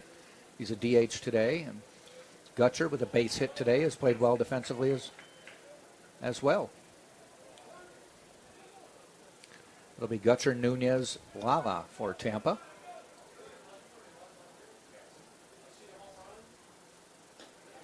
That looked good. Called strike. 2 balls, 2 strikes.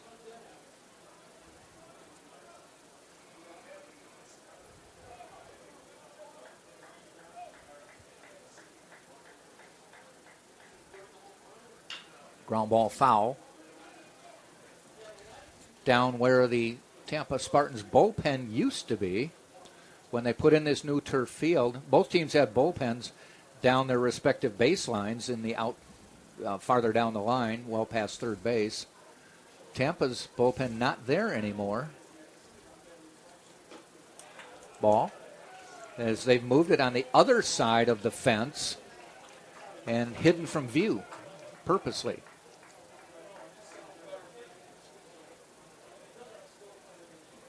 Which makes sense. I was trying to look up some stats for Felt in the previous season, but I haven't been able to find them yet. But I do know his opening at-bat result here, a walk conceded to Gutcher. All right, I have to bring it up then. I do every year. A leadoff walk to start an inning. A stat that is based on nothing. They've proven it. They always say it is a fact, though, that a leadoff walk does score about 33% of the time. The old wives' tale going around used to be a leadoff walk would score 67% of the time, so don't walk the leadoff hitter. Nunez showing bunt. They want to advance him into scoring position, fouled off. So they used to try to really tell you that was a terrible thing to do. Well, a leadoff walk scores as much as any other way to get on base to lead off an inning. Makes about sense. 33% of the time. Yeah. But the old wives' tale was 67. 2 out of 3 would score. Team like the Spartans. That's a good bunt. Got the man to second. I'll say a team like the Spartans can try to convert a runner like that 67% of the time. Yes.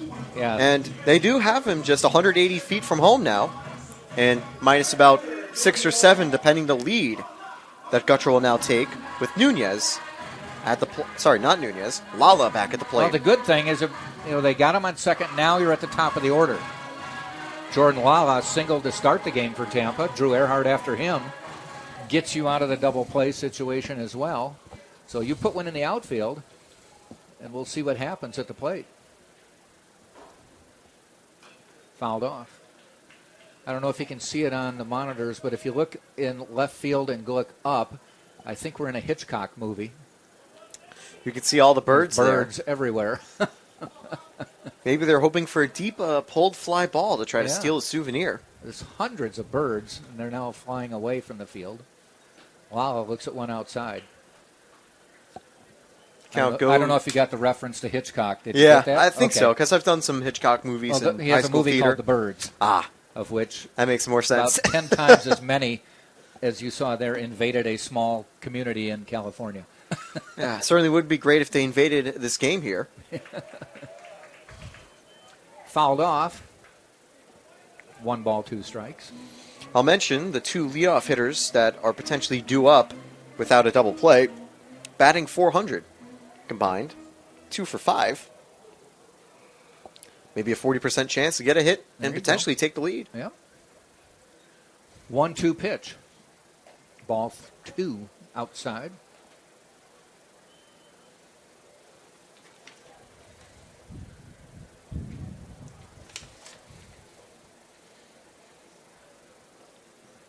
Infield, or I should say the outfield, is very, very shallow. They want to play at the plate. Ground ball. It's going to move the runner, and it goes foul, fortunately. Just about 10 feet in front of first base, it rolled foul. Lala wasn't too far behind. If it stayed in play, could have been a photo finish at first. Yeah. I think there would have been enough time for Spivey to pick it up, though, and get on the bag. Or try to even apply a tag.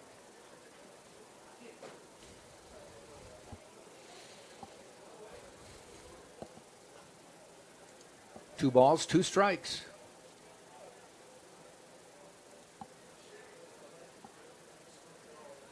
And the pitch. That's hit out into right field. It's going to fall down. Tampa is going to take a 1-0 lead. Gutcher scores from second, and the first run of the game scores in the bottom of the 8th. Tampa 1, Georgia College nothing, and there's that leadoff walk. That's exactly what the Spartans needed. They got the 67% chance they were hoping for. A very good hit down the right field line, and even though Bellflower got to it quickly, no shot they were stopping Gutcher from getting home. And now a runner on second for Drew Earhart, still with one away. So Lala able to get to second as the throw came home. And now Drew Earhart to the plate. Lala remains at 500 for the season, 4 for 8, and with his first RBI. Earhart shows bunt, pulls it back. Don't know how serious he is about bunting here with one out. Moves a man to third for J.D. Urso. I will say, look how deep the corner infielders are. I think he's taking a look Yeah, at they that are. and thinking Yeah. he can run it out. Yeah, he might beat it out. Yeah. A bad throw could even potentially get a run home. And he lofts one out into center field. Baker backs up. Lala will tag. He does. And here's the throw. He's going to get there. Safe. Nice throw from Baker. And a good tag put on by Tutton. But Lala just a little too quick. The throw from Baker was what made that a close play because Lala has the speed to make that 9 times out of 10, 90 times out of 100. But Baker made it the 1 of 10 times that it actually is a photo finish. So he does move the runner to third with 2 outs now, and J.D. Urso to the plate. A quieter day for Urso, but we know how deadly he can be. It's not exactly the batter you'd like to face with 2 outs in a spot like this. And he shows bunts, and he hits it straight back, unfortunately, and they get the out to end the inning. Interesting idea, a little squeeze bunt with 2 outs. Well, he was. Wasn't exactly I think a he squeeze. meant to go to the left or right side a little more. Unfortunately, he hit it straight back to the pitcher. So just an easy out. Spartans do get a run on a hit, and it's 1-0 for Braden Nelson as we go to the 9th on TampaSpartans.tv.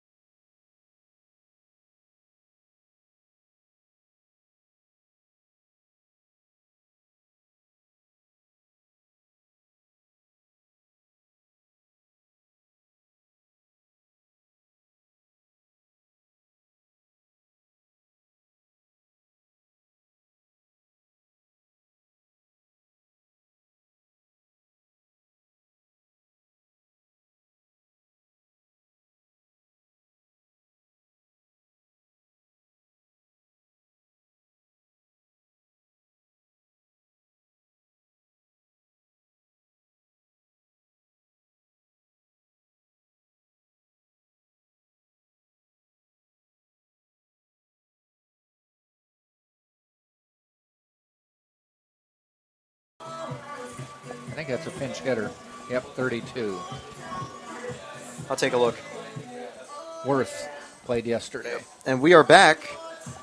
Braden's Gabriel Worth back in the game. He's going to be pinch hitting. He was able to get on base and steal 2 bases in the previous game. He's pinch hitting for Knowles, who's the catcher. So Knowles' day is done. Worth at the plate. Watches a ball outside from Braden Nelson, looking to get the save. Well, forget the save. He's going to get the win if he can hold this off. He was in earlier, and the Spartans took the lead with him on the mound. Well, he was... Oh, that's right. It was 0-0. I was thinking, yeah. He will get the win. If you're just coming back now, the Spartans only... Hey, Thurman threw 6. That's enough. But yeah, you're right. but not no enough today. Left. It took until the bottom of the 8th, where Lala gave the Spartans the lead. Yeah. 2-1 strike on the previous pitch. Nelson not only is efficient, but he doesn't take long. Here he is ready to go. Strike call, and it's 2-2. He's efficient. He throws strikes. Almost everything you like as a pitcher. Yeah.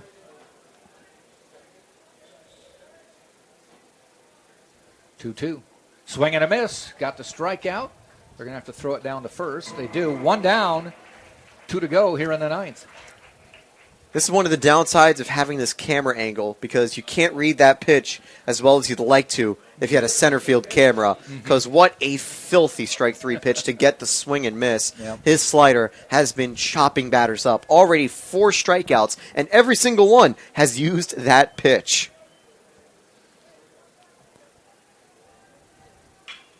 Uh-oh, that one's hit down the line. Left field. Gone. We're tied. We're tied as Tutton has tied it on 1 pitch for Georgia College here in the 9th. Good idea to try to throw the ball back in and apply a fake tag at second, but unfortunately the finger was wagging. That was a solo shot that bounced off the wall, literally 322 feet down the line. Yeah, that one hit just above the yellow line where it says 321. There's a screen behind it, some fencing behind it. So it looked like it was bouncing back into the park, but it was gone. And we are tied on one swing of the bat with one out in the 9th. So we will have a bottom of the 9th. So unfortunately there, Tutton, second home run of the season, comes at a perfect time for Georgia College. Now Bellflower to the plate. That's the first run Georgia College found in the series. Yeah. And I know they'll be happy to get it here. With this wind out here, that's one of the only ways to get the ball out is to hit a solid line drive. You get it up in the air, it may blow it back. Unless you've got big-time power. There's one fouled off.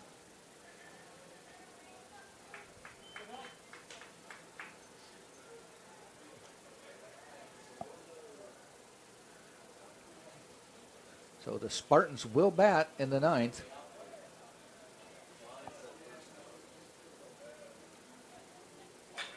Popped up foul. That one's off onto Cass Street.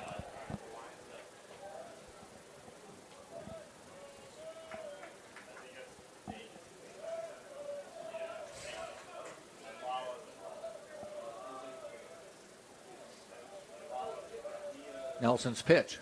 Check swing. First base ump says it's a strike. Bellflower shrugs his shoulders, says, "Are you kidding me?" 2 outs. 5 strikeouts now for Nelson. And that is a shame. If that wall was just 3 feet back, that could have been 2 outs with just a runner on second instead of a tied ball game. Yep. Spivey to the plate.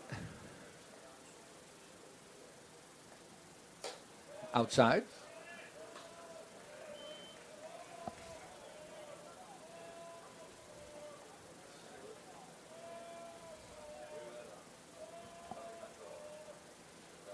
Check swing, ball 2. Outside on the first one, inside on the second.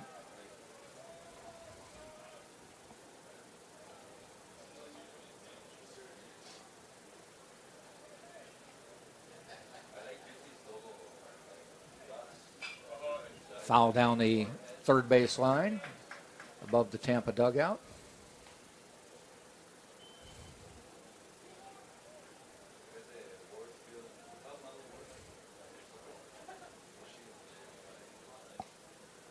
That one's hit out into center field. That may get in the gap. Lala running, dives, it bounces in front of him.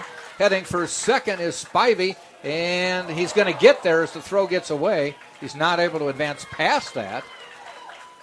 Lala laid out, bounced just away from his glove. Actually, I mentioned Lala is now in left field. So Lala was able to pick it up after Cadenas just missed it.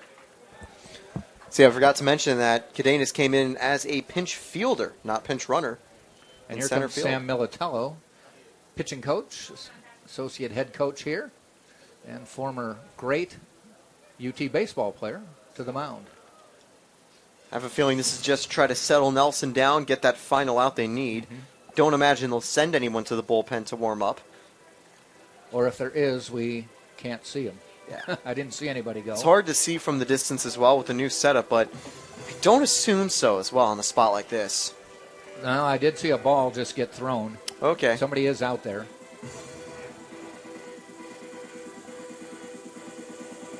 I don't know if they have to enter via a fence down the baseline, or they can go behind the dugout where there's batting cages and work their way that way as well. I believe they do have to go to that fence, though, actually. But there could be a little secret tunnel there. Yeah. Well, now with a runner in scoring position for the lead. Sapp at the plate, down in the dirt.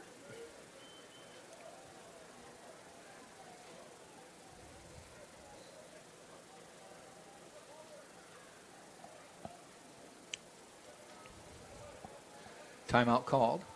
Sapp's 0 for 3, but he hasn't struck out yet in the series. He's been able to put the ball in play in each of his 6 at-bats.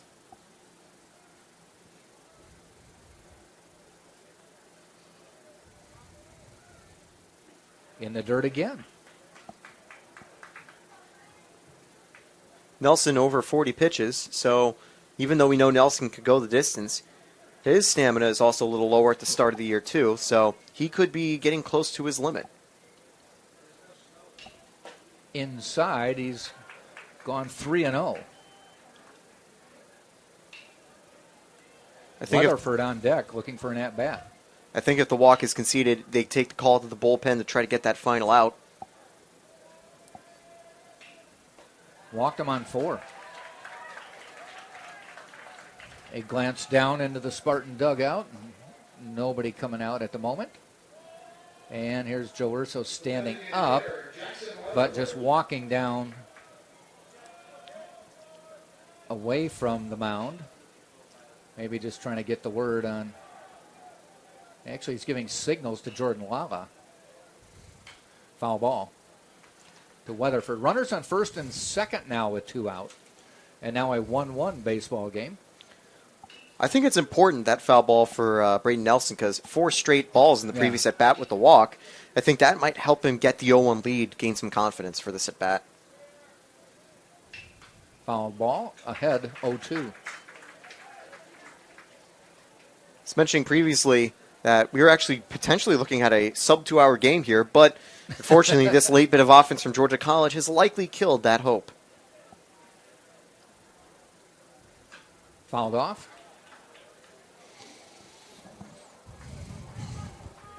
It's all your fault. You brought it up. Yep. Well, I mean, I could also mention your fault over the break, saying Georgia College was hoping Yeah. that they'd score a run over the series. I admitted that as soon as I said it. Oh, they finally have one, and now a scary second and third on base, too. Yep. I tried to retract it when I said it, if you remember. Yep. Unfortunately, the words of fate were already set into motion. Yep. The tides sadly turned. 1 ball, 2 strikes. Weatherford waits the pitch. Swing and a miss. We'll go to the bottom of the 9th. We are now tied 1-1. Spartans need 1 to win it. Right here on TampaSpartans.tv. Champions know how to seize opportunities. When they see moments of greatness unfold right before their eyes, they push as hard as they possibly can. And then they push harder. Because the heart of a champion never settles, never quits, and never stops giving its all. We are champions. We are Division II. We go big, we give it everything we've got, and we win. On the field, on our campuses, in our communities, for our causes, in our careers. We rise to become champions in everything we do. We are Division II, and there are no limits here. We make our time count. We set our own path. We become champions on our terms. It's time to up your game, because we're here to play and learn. But most importantly, we're here to discover ourselves, our vision, our heart, our drive, to achieve every goal we aim for, because we want to be champions at the highest level, life. At Division II, the opportunities are here.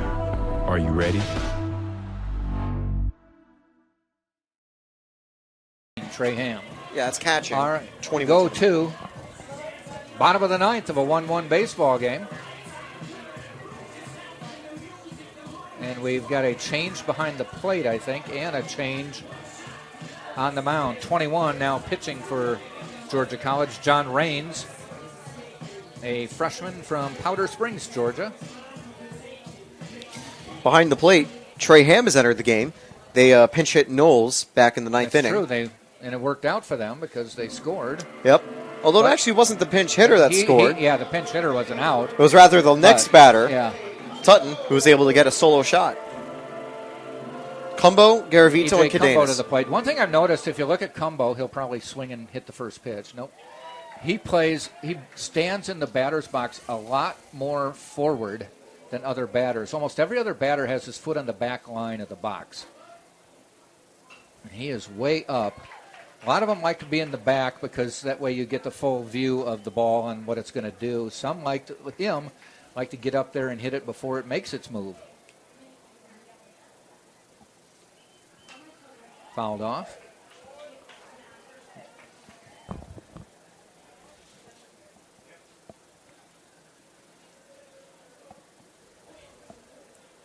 One ball, 2 strikes. Fouls it off again. Good job by Cumbo to stay alive here.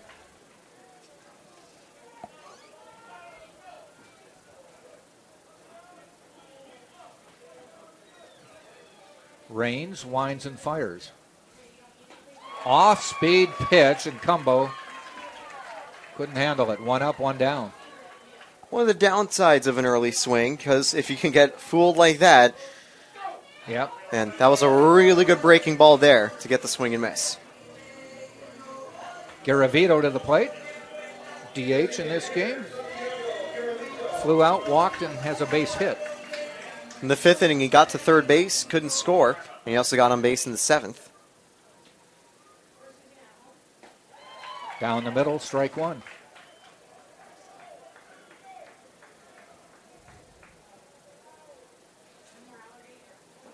Down low, 1-1.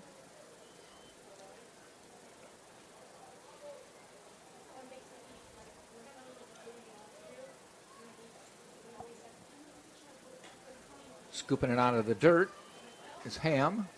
2 balls, 1 strike.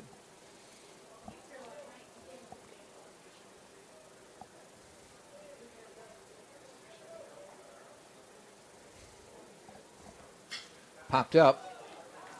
May drift foul, but they're giving chase. Spivey down near the bullpen. Slides and makes the catch. Between the mound and the batter's box in the bullpen, he went down and slid. Made the catch before bouncing off the screen. 2 outs. Good play there by Spivey to track all the way down and make the play. That's not an easy fly ball to get. Pinch hitter. No, it's not a pinch hitter. It's Cadenas getting an at-bat. I don't think he wore number 40 in the past. I'm not used to that number.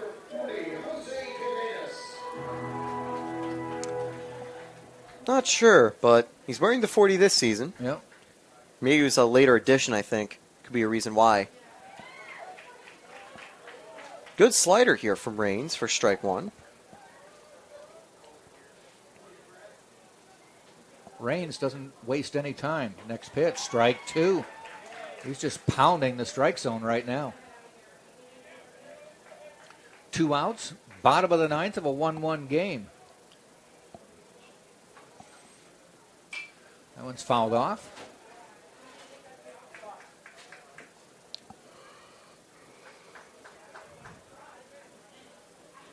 Spartans scored a run in the bottom of the 8th to take a 1-0 lead, but a Ben Tutton home run in the top of the 9th has tied it. Popped up, ranging behind shortstop and making the catch. Lorenzo, we have extra innings going on. We would have made it in 2 hours. But extra innings will kill extra that. Innings, yep. So 1-1 after 9 on TampaSpartans.tv.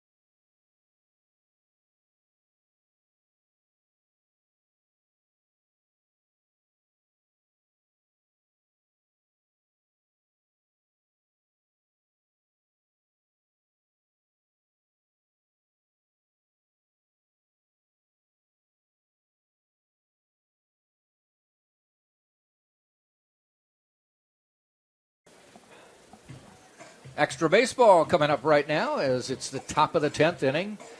Georgia College 1, Tampa 1. Skylar Gonzalez coming in to pitch for Tampa, his first appearance as a Spartan, 6'2", 185-pound junior from Fort Lauderdale. Went to Polk State College, also from Calvary Christian Academy.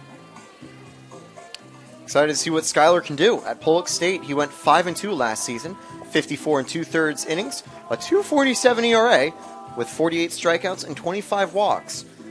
So overall, has some good control, has some good stuff, and we'll see if he can keep Georgia College at 1. Try to give the Spartans a chance to take the win in the 10th. Chester will lead off for Georgia College, top of the 10th.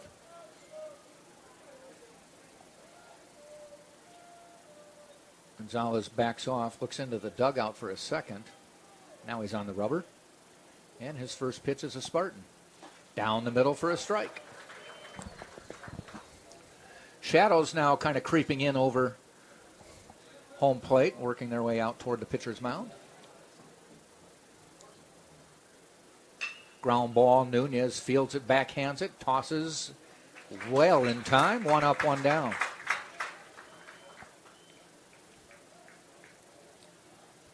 Mentioning the change in the field, it's Doskow, who I believe was replaced or moved to designated hitter. Cadenas out in center, and Lyons now playing at first base. Okay. I know you mentioned that earlier, but that's, I think, the full change that happened. Yep, that was everything. So don't be surprised when you see Lyons making those catches at first base. Okay. Lorenzo with a strike call. If you look out, I don't know if you can tell it well enough, but Jordan Lala out in left field for the Spartans with the sun now. He's putting his glove in front of his face because the sun is kind of setting right in his eyes. Always uncomfortable to have to deal with the sun in that position. 2 balls, or 2 strikes. Stays 0-2. What you'll notice, speaking of the sun, is as the season goes along, sun starts working its way north, and the shadows will, instead of being angled out toward left field, will be angled to center field, fouled off.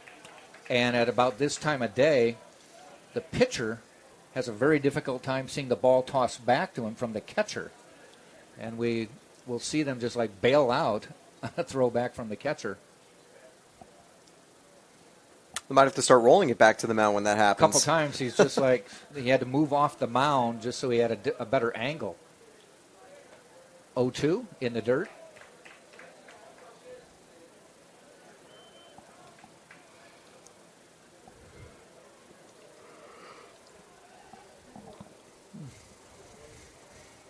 Skylar Gonzalez on the mound, the pitch. Swung at it, but did not offer enough, and it was well outside. 2-2 now. I was close, but I agree with the first base umpire. He held up just enough that time. And the 2-2. Ground ball heading out toward Urso. Takes a short hop, and it bounces in front of him. Urso's ball rolled almost to the Spartans' dugout. That one just, he tried to get it on the short hop. It was the good hop was well before it got to him. And he tried to scoop it on the short hop, didn't do it. That'll be an E. Puts a runner on with 1 out. Fortunate there for Urso, and the glove took a bad bounce where Arienzo could have made it to second, but he stayed back just to stay safe. Don't want to risk that go-ahead run getting out on a play like that. Correct. That one is hit deep. Nope, it's coming back. Another one. It looked like a gargantuan swing off the bat. It looked like it had distance, but it actually just had more air. Well short, yeah. It was a good punt. 2 outs now. Man on first. And I think we have another pinch hitter. No, this is Ham coming to the plate. He's not pinch hitting. I think he came in as catcher. Yep, right? he came in as the catcher, and now he's going to have his at-bat as the new catcher. First at-bat, yeah. And first pitch is a strike.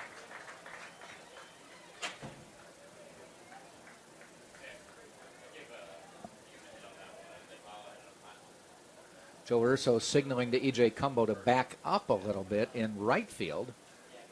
Right-handed hitter. Everybody's pretty deep in the outfield. He went around that time.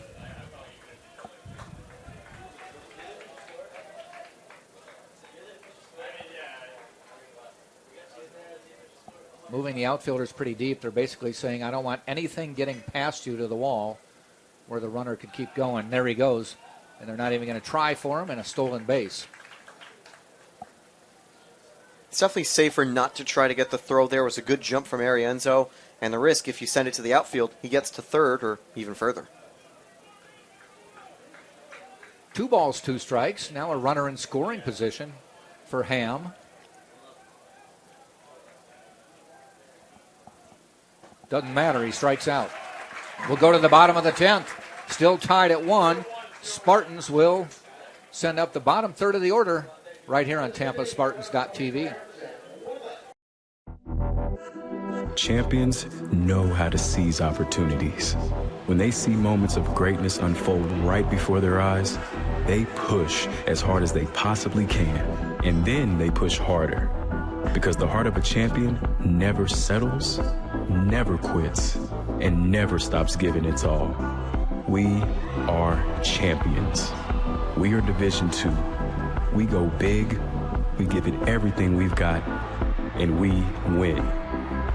On the field, on our campuses, in our communities, for our causes, in our careers. We rise to become champions in everything we do. We are Division II, and there are no limits here. We make our time count. We set our own path. We become champions on our terms. It's time to up your game, because we're here to play and learn. But most importantly, we're here to discover ourselves, our vision, our heart, our drive, to achieve every goal we aim for, because we want to be champions at the highest level, life. At Division II, the opportunities are here. Are you ready?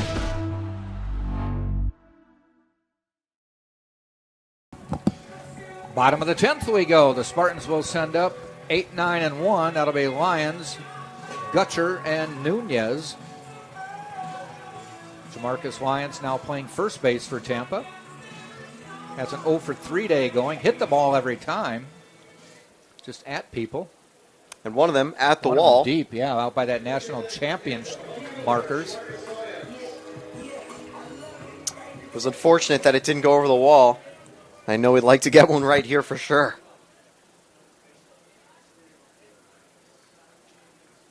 They're playing him to swing early. Shortstop is well to the third base side. Big gap if he goes up the middle.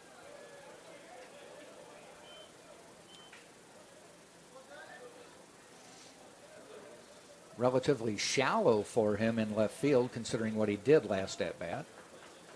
Or 2 at-bats ago now. Strike call.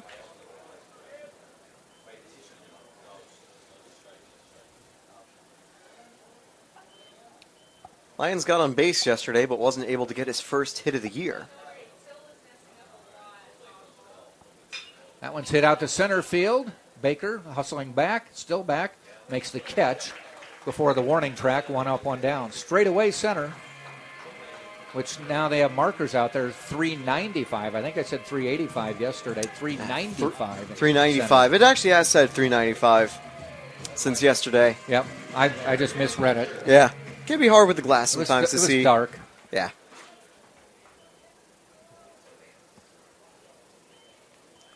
Gutcher to the plate now.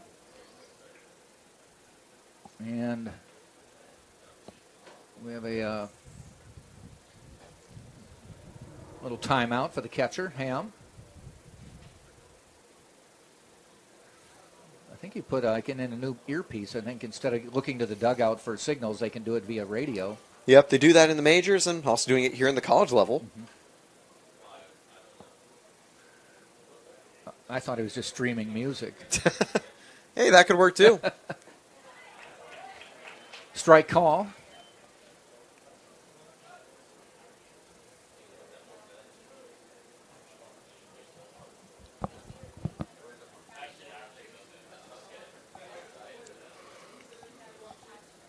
Swing and a miss.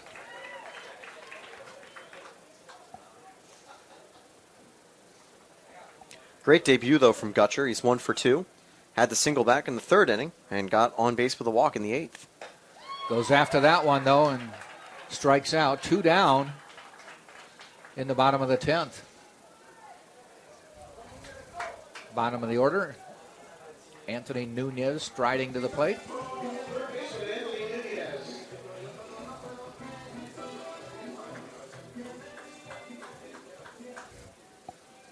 Back in the eighth inning, Nunez dropped the sacrifice bunt over to third. Nunez can bat right or left. Now on the left side. And rips it for a base hit. A 2-out single brings up the top of the order in Jordan Lala. And he drove in the run that gave the Spartans a 1-run lead in the eighth. If he can replicate that, a base hit. Nunez will be moving with 2 outs. Jordan having a 2-for-4 day.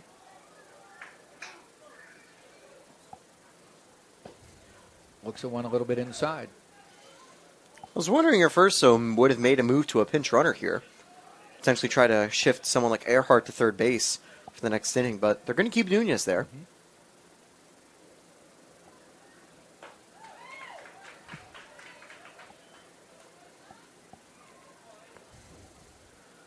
One ball, 2 strikes.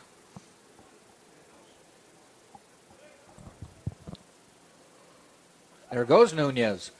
I think he's going to beat this one. He is. There's why he didn't pinch run for him. He's capable of doing it. He had a good jump, and the ball was high and outside. And by the time Ham was able to get it, Nunez was well ahead of the throw. Now in scoring position with 2 balls and 1 strike. Notice as well the first pitch, Nunez took a pretty big lead, actually, a little jump, but just didn't commit fully to a steal. Little low, 3-1.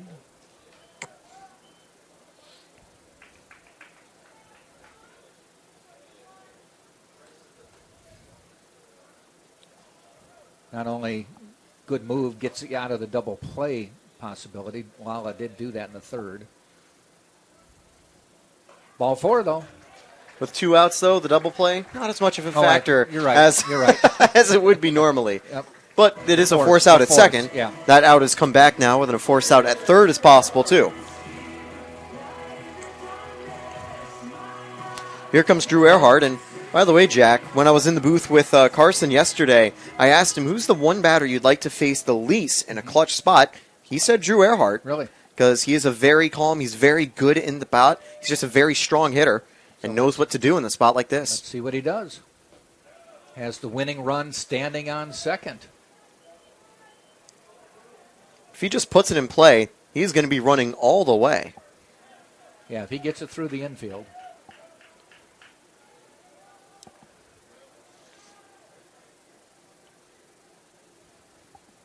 And he lofts it out toward left field. But Chester waits and will go to the 11th. Spartans put 2 on, but nobody in. After 10, still a 1-1 game, Tampa and Georgia College on TampaSpartans.tv.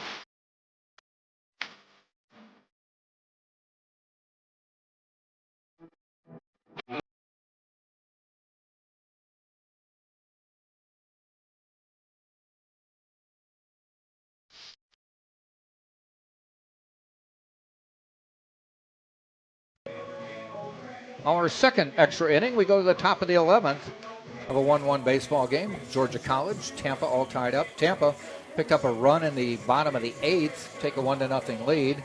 Got the first out in the top of the 9th, but Ben Tutton with a home run that went 322 feet and cleared the 321 mark straight down the left field line, and Tutton will come to bat.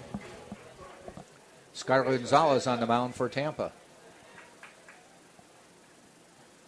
First pitch, strike call. Tutton had a home run in the previous Georgia College victory to start their season on their opening day, and found his second at a very important time here in Tampa. That home run on Wednesday proved to be the winning runs in a 4-2 game. Inside. 2 balls, no strikes. It's actually 2-1, I believe. Yep. Fly ball center field, coming in quickly. Earhart backing up and makes the catch.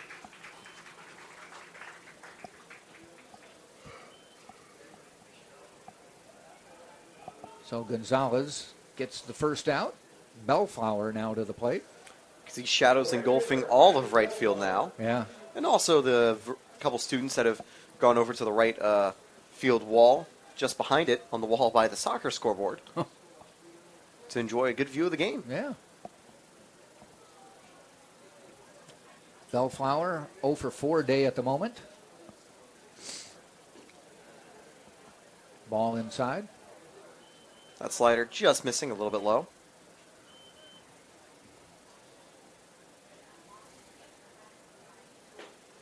Ball low. Fastball that time. That slider on the first pitch, that batters have been offering it that all weekend long. It's been a pretty effective pitch no matter who's throwing it on either side. That one's a little high. I think especially in the modern game today, you see sliders being so effective with all these extremely strong fastballs that pitchers have these days. Players like Ben Joyce throwing at ludicrous speeds of 105 miles an hour. No wonder a slider, which is a pitch that looks like a fastball before the sharp break, is able to just kill so many batters. 3-1 now to Bellflower. And he walked him. A 1-out walk. And it will bring Spivey to the plate. Spivey hit a double in the 9th. And I know he'd like to continue that here. The outfield playing deep for the Spartans. As you mentioned before, they don't want anything behind them. That's the worst case scenario.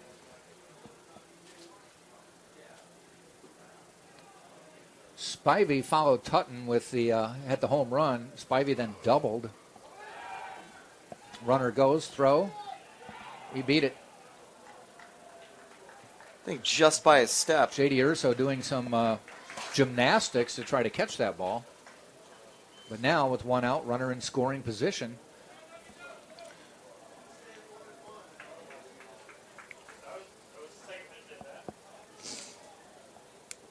Infield getting a little deeper here.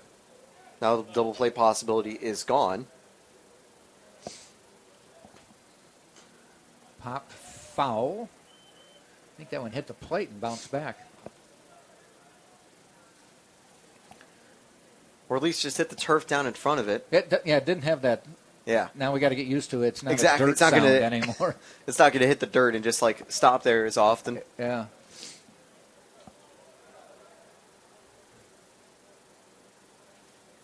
And the pitch.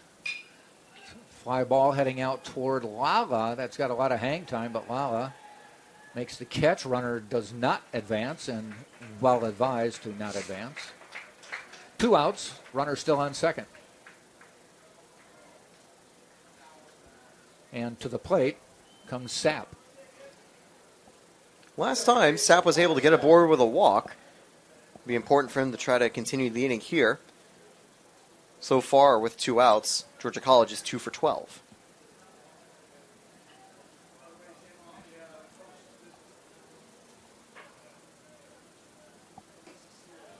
Just missing the outside corner. 1 ball, no strikes.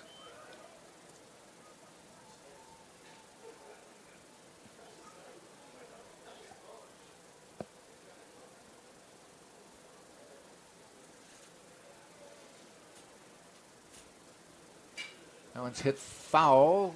Cumbo giving chase, but it will be up on the screen.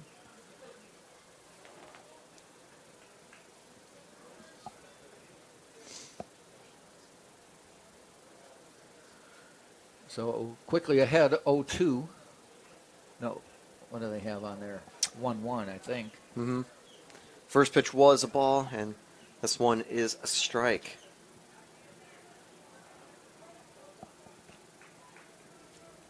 Gonzalez, a glance back at second. Ball outside, bounces away, but quickly recovered. No advancing. But it's 2-1.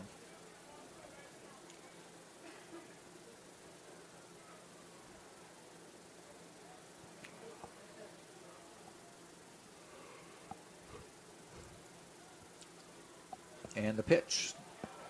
Didn't get the call. Looked good coming in. Looked like it just got that corner, but a very close one there. It's now a 3-1 count.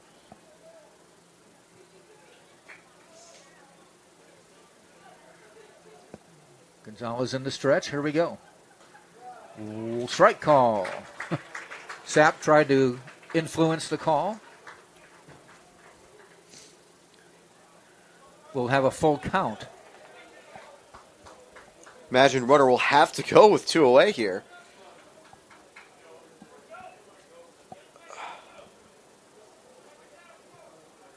Three-two pitch. Swing and a miss, and Gonzalez gets out of the inning. Nothing happening.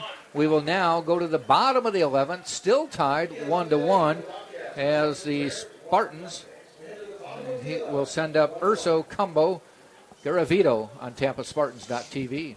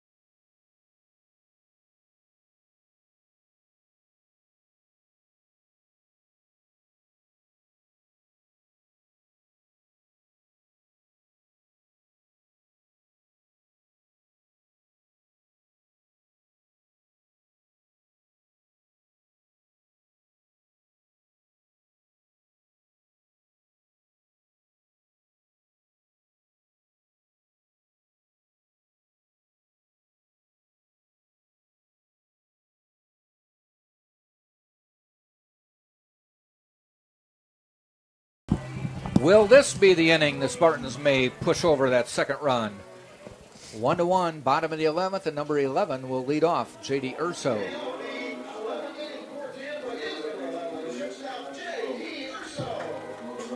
I have to say, Urso, Cumbo, Garavito, they've all proven they've got some pop behind their bat. It's pretty good of the order, yeah. Pretty good odds that they could try to hit one over the fence or at least get the offense going to try to get this victory. Off-speed pitch. Call strike by Raines.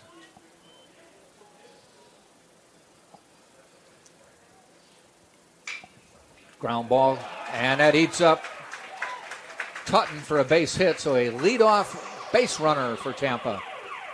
The last time they led off an inning with a base runner, they scored. Good news for Urso. He finally gets his first hit of the game. Yeah. He's 1 for 5. Cumbo to the plate for Tampa. On deck, Garavito. Does Cumbo try to move him or use his power? He's going to show bunt. Doesn't do it. Ball in the dirt. Ham blocked it. Kept it in front. Urso still at first. Urso likes to use the bunts to try to advance runners, so even though Cumbo's got a lot of pop behind his bat, I very much imagine he's going to try that again to lay a bunt down.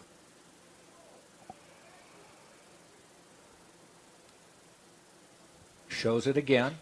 Gets it down. They're going to have to go to first. And did he beat it out? He yes. A little double clutch from Tutton at third base. And Cumbo fast down the line. Also, it helped being a lefty. Had a little two-step start. So now 2 runners on, nobody out. He put it perfectly in between the pitcher and third base. And even though it took a little bounce where it's a little scary if you see it in air, that's what gave Ursa a little hesitation. Cumbo had enough speed to get to it. That's what we were mentioning before. Cumbo's got some speed. He can beat him out on the base path if he needs to. And there's a call to the mound just to try to settle down Rains. No one's been warming up for Georgia College. So Garavito will be next to the plate.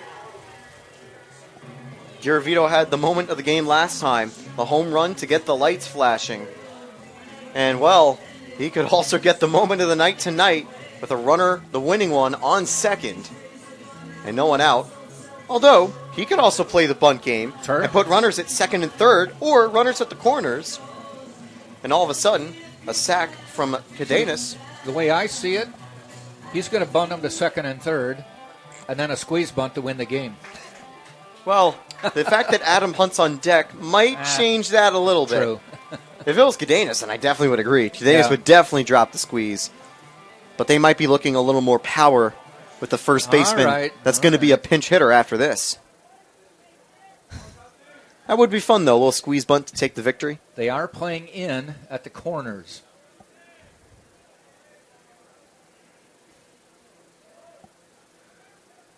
They show bunt, it's high inside. So Tutton cheating at third base coming in.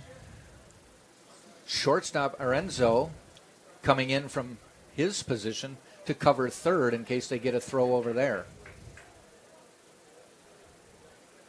Spivey in at the first base corner.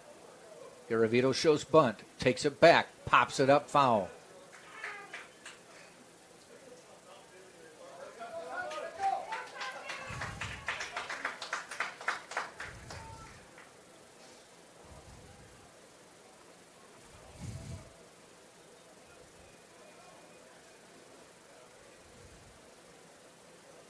Rains into the stretch. The pitch.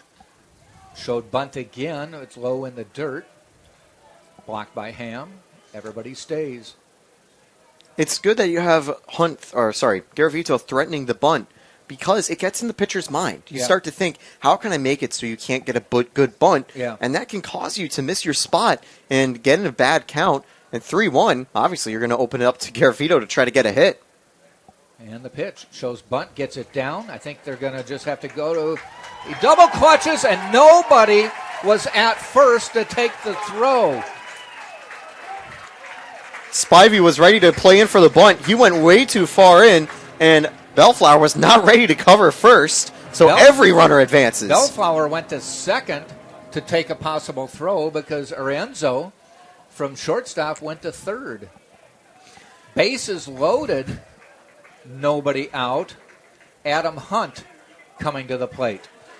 Now let's see if Ursa runs the squeeze to try to win. Left-hander, it's not a bad bunt, but imagine Adam Hunt, he's a little more of a power hitter. Right. They're going to try to look to use his bat to get the offense going. But also, the crazy thing is, Hunt had a 500 on-base percentage last year. Maybe they'd look for a walk or hit by pitch. Now, imagine that. Look at Tutton at third base. Not even worried about the base runner. You know what? He is drop the bunt. Drop the bunt. Try to roll it down the line. And there's no shot you get the runner at home. No, nothing. He's going to swing away at this point anyway. But Tutton is giving all of the third base line up because they've got the shortstop, Arienzo, almost on second base. Not sure if they banned the shift here in D2, but that's probably the most amount of shifting you can do. I believe it has been banned. Hunt, check swing. And he did go. They're going to say that. 1 ball, 2 strikes.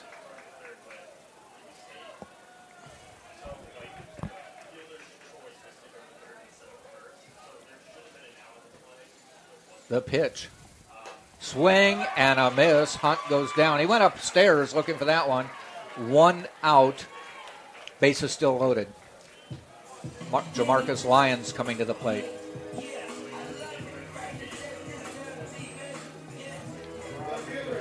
I think it's safe to say Lyons very much would be due for a hit, for a chance to get on base here. Hit the ball every time, but there's nothing to show for it. Tutton back over near third again. Foul ball. At this point, lofting one into the outfield is what you want, too. He's done that quite a few times. He's done it a few times today. Yeah, he's proven he can do it. In fact, last 3 at-bats, all deep to center field or to left field. Ball outside. Bases loaded. 1 out. 1-1 score. Bottom of the 11th. Tampa and Georgia College. That's why those bunts were so good. Kept it with 0 outs for a while. The pitch. Ground ball. Spartans win. Jamarcus Lyons with a walk-off, bases-loaded single, and Tampa takes a 2-1 win in the bottom of the 11th to run their record to 2-0 on the season. Robbed of a home run earlier, robs Georgia College in extra innings. Lyons with the walk-off, and a perfectly hit ball. Nothing Tutton can do there. Tutton tried to play in, made a dive for the ball, could not get it. So the Spartans pick up the win, go to 2-0 on the season. Skylar Gonzalez getting the win as Tampa with the victory. And we'll have one more game tomorrow between these two teams. It'll be a noon first pitch right here. So, Taylor, we'll come back tomorrow. Ronaldo, you back to well? All right, the band will be back tomorrow at noon. So thanks for joining us. Tampa winning in 11, 2-1 the final score right here on TampaSpartans.tv.